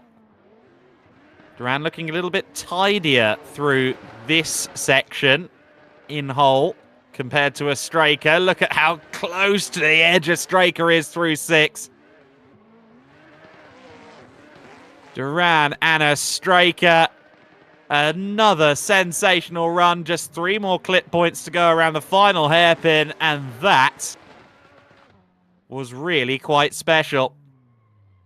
And we're at this point, this spoil of riches, where both of them have done amazing work, but I've got to be honest, on balance there, I think maybe that's Duran. Ostraka with some great angles following Duran there, just looked a bit more ragged though, and maybe lacking some angle at clip 5 as well on this run that we're looking back at. He's really hard to poke holes in either of these two's game. Especially there, Ostraka so close. That's the thing, the closeness that Ostraka often puts into a chase run. But he did slightly miss clip 10 right at the end there, which Jose Duran assuredly did not do. Duran's run as chase looked a bit more smooth and in sync with Ostraka. Maybe a slight correction there at 6 from Duran. Ostraka was right on the limit of speed and angle through 7, but Duran was with him every step of the way. But again, Duran had some more angle and made clip 10 a little better, to my eye, than Martinez Ostraka. Tough call. Very tough call. When we look back at this season, following Portimao, the decision that comes up on screen here could be a pivotal moment. It could be the moment that Ostraka consigns his closest championship rival to the bronze medal runs, thus extending his championship lead and making it a really commanding lead going into Portimao. But it could be the moment that Jose Duran starts to claw this thing back. And frankly, I wouldn't want to make the call. But if you put something to my head,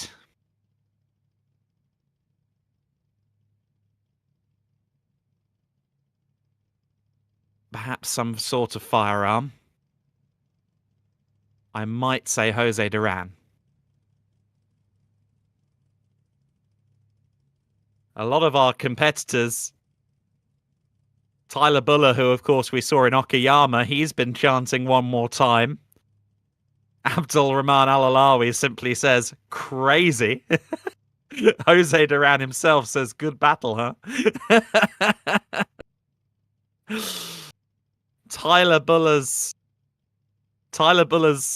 firmly on the one more time train, as I think a few people are. I mean, me too. Where are we going with this one, guys? We get another look at it. I'm gonna just dip out of this and let you enjoy, because this was special.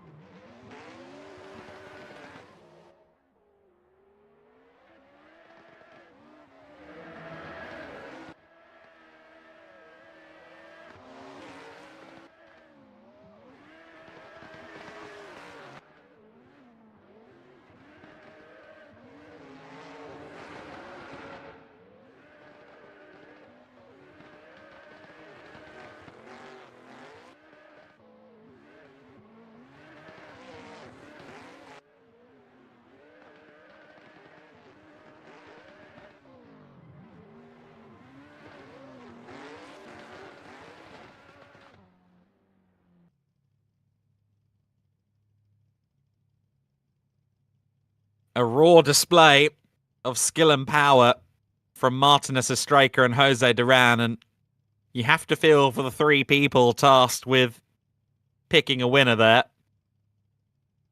If they can't do it, we're more than happy to watch it again, guys.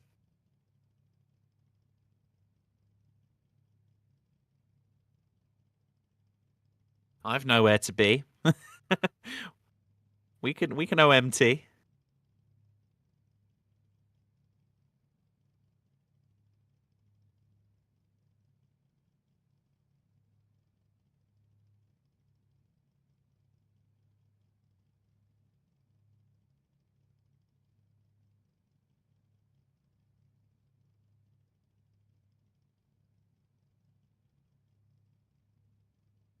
Well,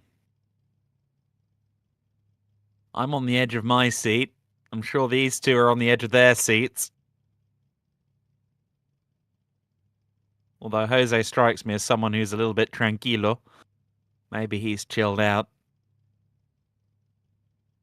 But this is a definitive moment in the championship that we're experiencing here in the SimGear Drift competition, the inaugural SimGear Drift competition organised by Bullers on the Assetto Corsa platform. A lot of new stuff that they're taking on here. And we've been blessed by some really fabulous competitors, and those runs, a great example of just that. High caliber stuff.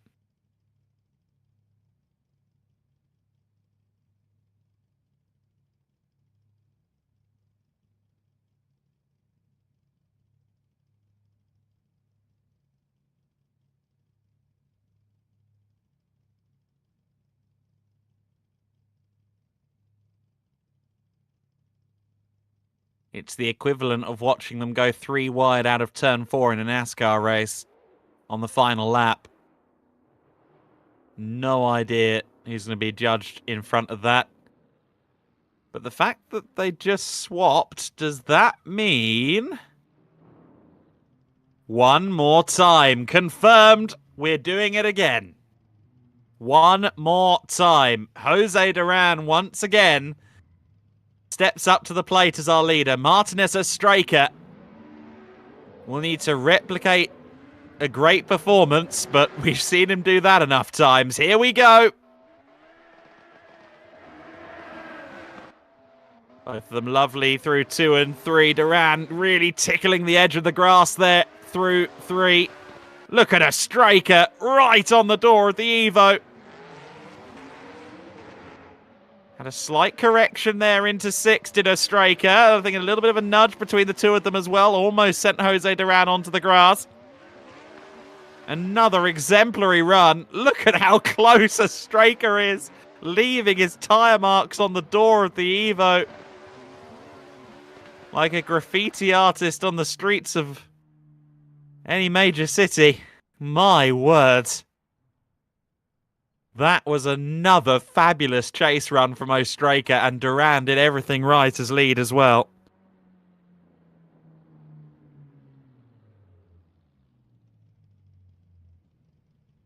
How many one more times can you one more time?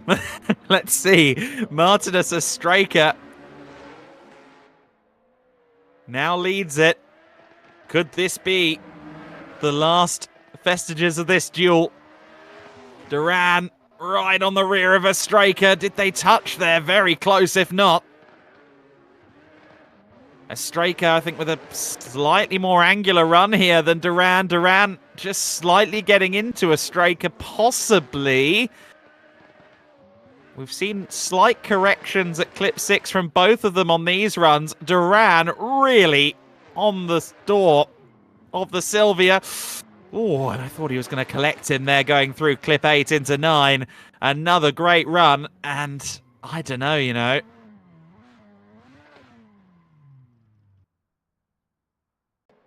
Duran was, as Tyler Buller says, as he watches this along live, glued to the door.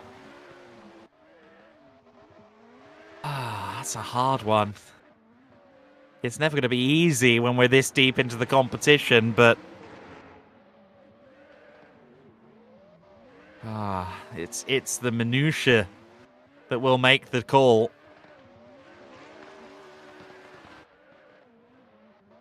And on the balance of things, in that lead run in particular for Ostraker, I just felt like he maybe showed a bit more. Both of them made slight corrections at clip 6. I feel like Duran maybe wasn't quite as far to the outside there in clip 4. If I had to pick, that time it would be Ostraker. First time around, I was weighing towards Duran, if anything. Especially there at clip 8 and 9 as well. A bit clumsy from Jose.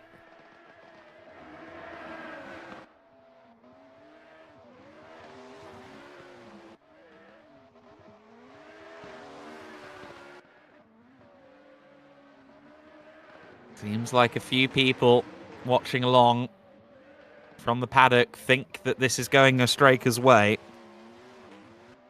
Jose Duran says, I had to be good because of my wheel drop. We saw that in his lead run.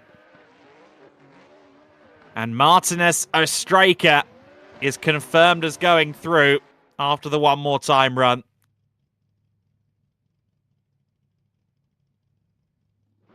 I mean, tough for Jose Duran. He did fabulous work all day long. And again, if you'd really put your hands around my neck and told me I had to pick after the first runs, I maybe would have gone for Jose, but it went to one more time.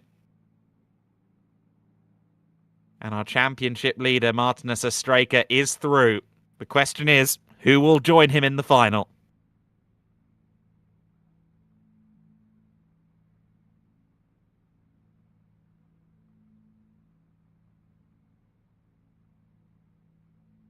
Polius Jucys is going to lead this one. Ethan Petraku will pursue. Jucys has, I think, at times played it safe so far. Can that work again in the top four? Let's see. Ethan Petraku will be giving chase to Paulius Jucys in the first run here of this other semi-final run. Petraku, compared to the previous run at least, a little bit far behind Jucys through clip 1, 2, and 3, but that's only relative to what we just saw. Petraku in general doing a good job here as chaser, having to make a slight correction, but then again, Jucys also. Great angle there, though, from Jucys. Look at that through 7. Swung it in unabashedly and was on the line all the way through clip 7. That was very nice from Paulius Jucys. That was a good lead run from Jucys. And Petraku, I felt like at times there was really having to play catch-up, especially through 4, 5, 6.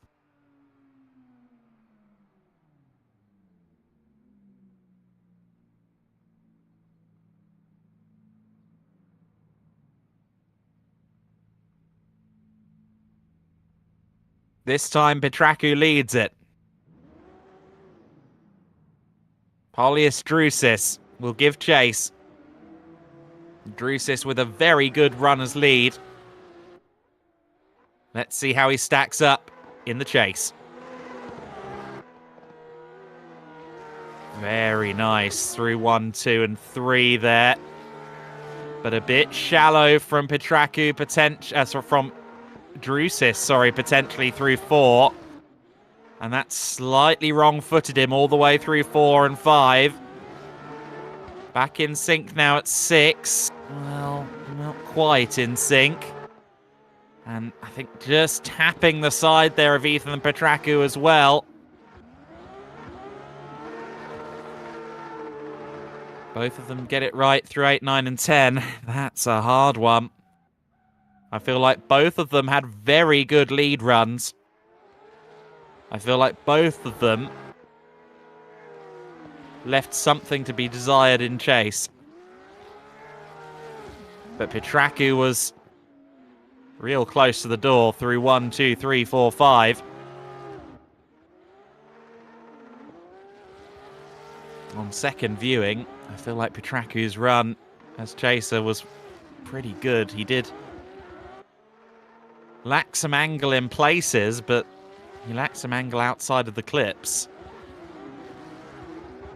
But, of course, angle and line matter throughout the run.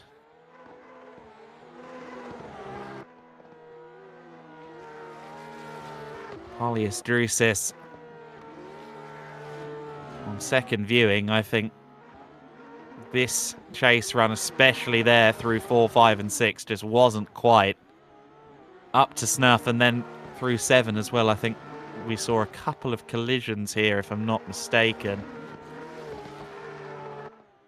Maybe they just avoided each other, but I think that one may well head the way of Ethan Petraku.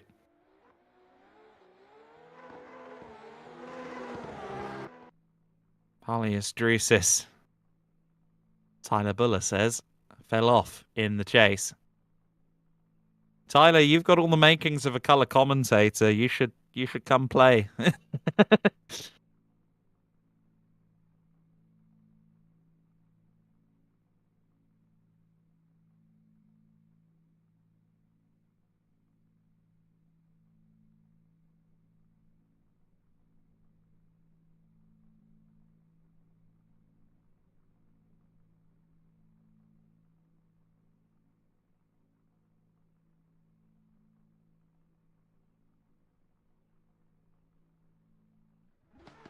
We await information then.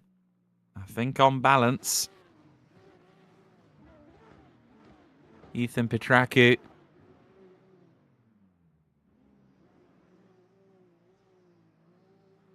would quite possibly take that one. That would be the way I'd go. That'd be a way at least a couple of people are saying they would go too. For Jucys, I'm guessing he's been through the ringer emotionally, given top 16, he was eliminated at one point, and then the judges rectified that, put him back into the top 8. So certainly had some ups and downs so far, but now confirmed that Jucys has been eliminated. So Jucys will now, of course, dust himself off and go into the bronze medal runs.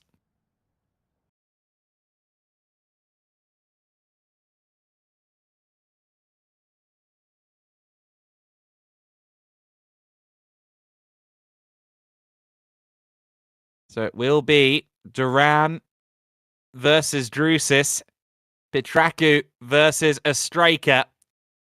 Duran and Jucys will be up first to determine who is third position. Petrov and Ostraka will be going for gold.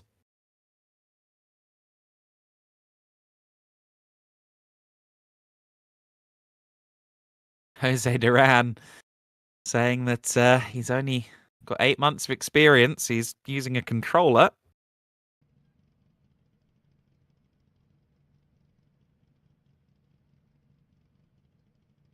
And he says the nerves are crazy. Nerves are insane, says Jose Duran, who now awaits Jucys to determine that third position.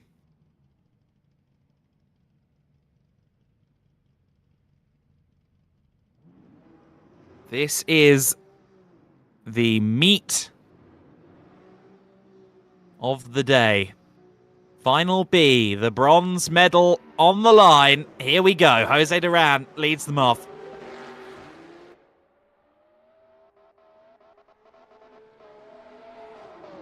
Jucys a little bit distant there through the initiation. Look at Duran, fully committed through clip 4. Jucys matching him nicely, missing some angle there through 5 and into 6. Maybe a slight hip check between the two of them, but a nice run this from both parties. Jucys trying to make up some time back on Duran there, clipped him. Duran with another very nice and smooth run.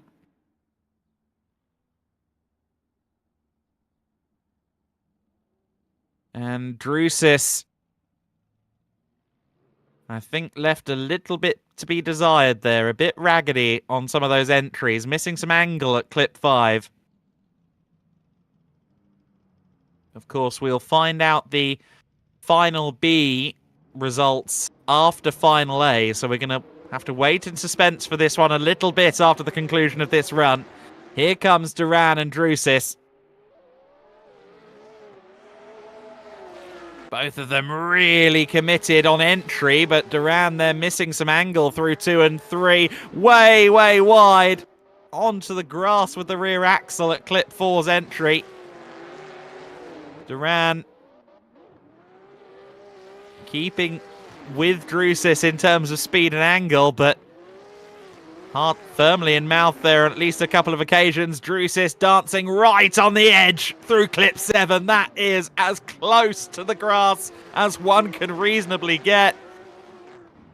Very, very good run there. Jucys with a fabulous lead run.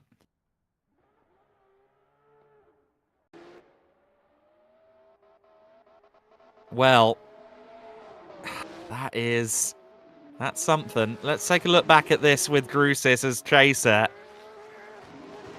It was here, coming out of 4 into 5. He just made a slight hesitation there. He lifted off, and that broke his fluidity through 5 and into 6. And we saw some play with the grass for sure, some tire drops, but yeah, that's a great run from both parties. I think maybe on the strength of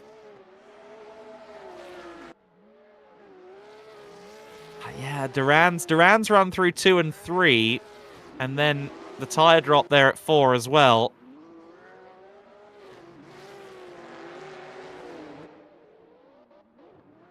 it depends really where the judges want to punish more harshly, because sure, Jucys was lacking a bit of angle there through 5 and 6 after lifting out of it coming through 4. Maybe he had no choice but to lift out of it, but he certainly did stall his own momentum coming out of 4. But then again, Duran not with much angle through 2 and 3, and then with the tyre drop at 4 as well. That's a hard one.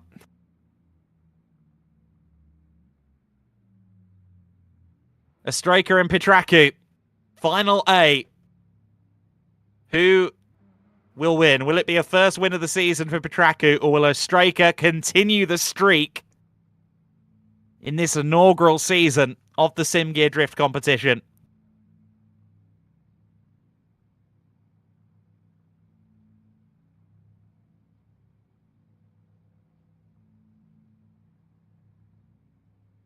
Well,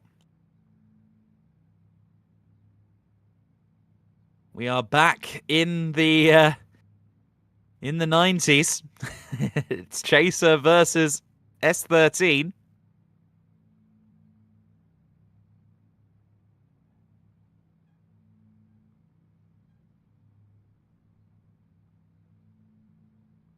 I think we might be waiting for them to judge Final B, which will be announced after Final A. I think that's the hold-up here, which surely does neither of these two any good on the whole nerves thing.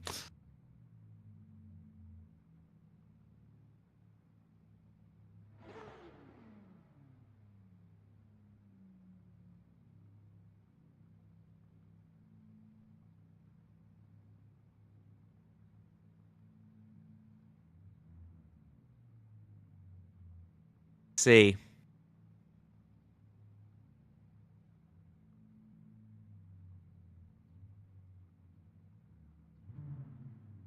We await Final A. Martinez Ostrika will lead the first run. Ethan Petraku will chase, as is apropos for his car.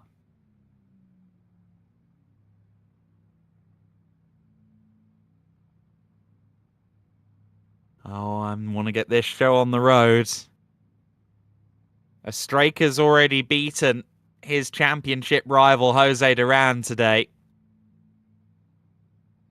And all told, that is a huge tell towards which way the championship is possibly going to go. But can he win round 3 of the season? Here we go. Final A, run number 1.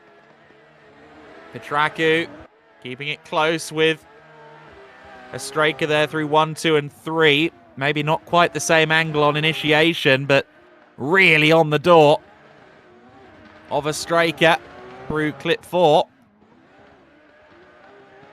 Having to close back in there at 6. Lost some speed through 5. Petraku putting in a good run here.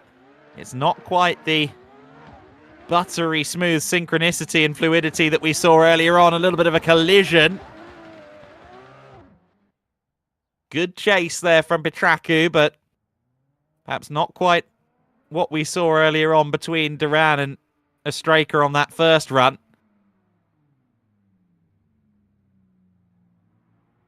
But Petraku has the opportunity now to lead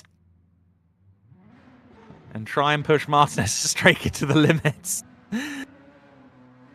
If that doesn't psych out Ethan at Petraku, what will? If Ethan's feeling any pressure at all, watching Ostrika just do donuts behind him ain't gonna help. Here we go.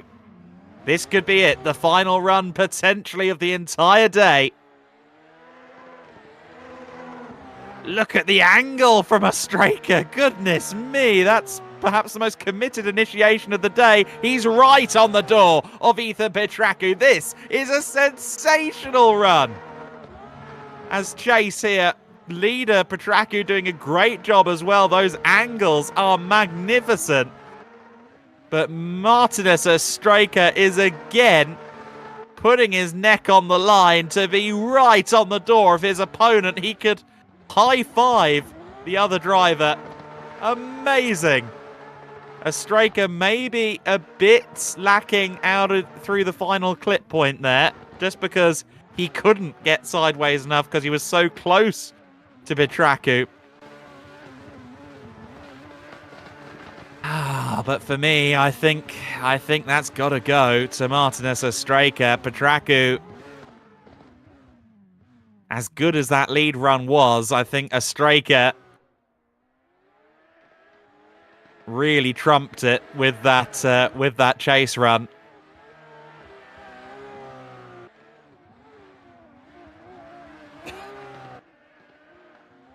That was quite special. Petrov, by all means, that is a very good chase run that we're witnessing here. But Ostrejka, that was something else.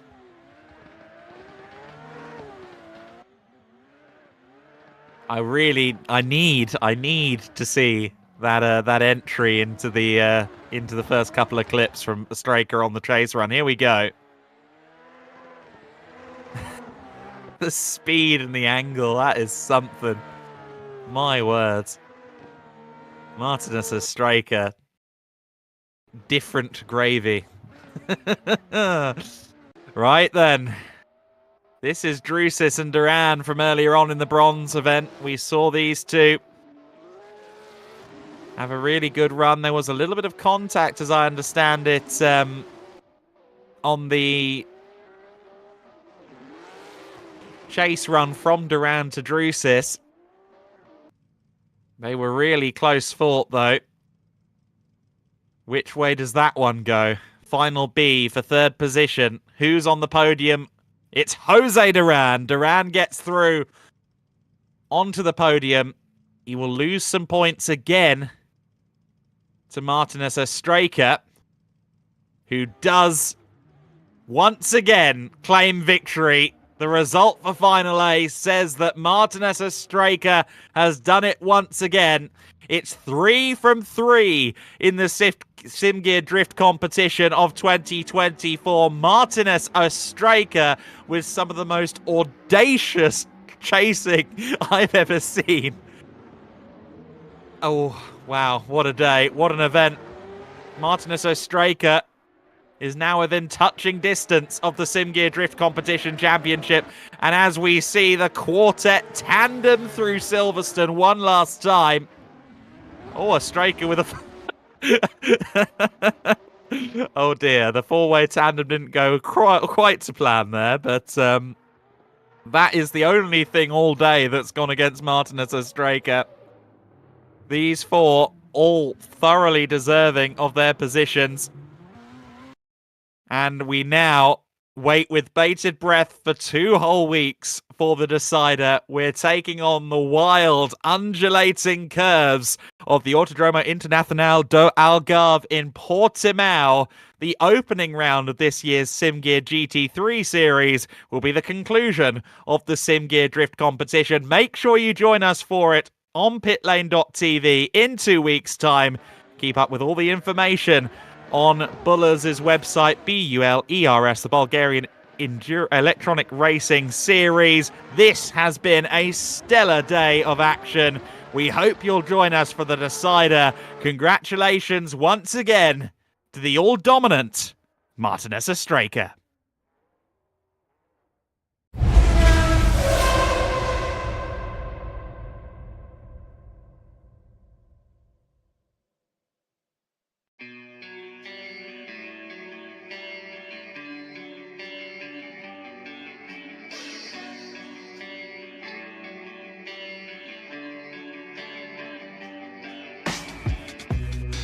Se balanza, lui dovrebbe napre. Da ne caccia na prazno, da le tiene tanto cle. Se baza balanza, da ne spestiere. I da non stava na krasa, volto pa vrgove. Se baza balanza, lui dovrebbe napre. Da ne caccia na prazno, da le tiene tanto cle. Se baza balanza, da ne spestiere. I da non stava na krasa, volto pa vrgove. Ти си това, на което се правиш. Така че внимавай какво е. Никой не чете финалния ти надпис, освен камък от хората остава спомен. Някога някой с теб е бил откровен и непресторен, да носи запази това, независимо дали е бил приятел или опонент. Мигат лампи в нас и ми напомнят, че не трябва да изпадам пак в летаргия, че избрах си сам да оправям дреболи и се налага да се справям с това. Не изглежда яко, но ако само така съм стъпил между светлината и сянката, така да бъде приятел, че аз нямам страх. Но имам доста работа, да направим малко хубава рап музика в България. Да си обраш шибаните лампи в банята. Да обичам семейството си, да виждам отдалеч илюзии, да не се замисля дали да нахраня некого от тези ми хлюзи, особено ако не е закусил. Тук мисленето е вечно бинарно, няма гледни точки между черно и бяло. Хора на произвола, дали ги пропаст, тук имаш верен до теб си привилегирован. От създателите годи най-велики огън. Някои тях сяка са открили Бога, но блаженство ли им чакат чудесата или болка е загадка и сега няма как да отговоря. Егоист, като всички хора съм. Това не е в природата, но искам да помогна на достойните, за да бъде общността по-добра, но какво от това? Ако душата е кисия, провал ни е настигнал и го плака е месия, богата вересия. За мен е просто още един урок, искам само да не забравя как се балансира. Да запазя баланса, но и да вървя напред, да не крача на празно, да лети на тъмна клет. Да запазя баланса, да не изпестя и ред, и да не остана на краса в топа от врагове. Да запазя баланса, но и да вървя напред, да не крача на празно, да лети на тъмна клет. Да запазя баланса, да не изпестя и ред, и да не остана на краса в топа от врагове.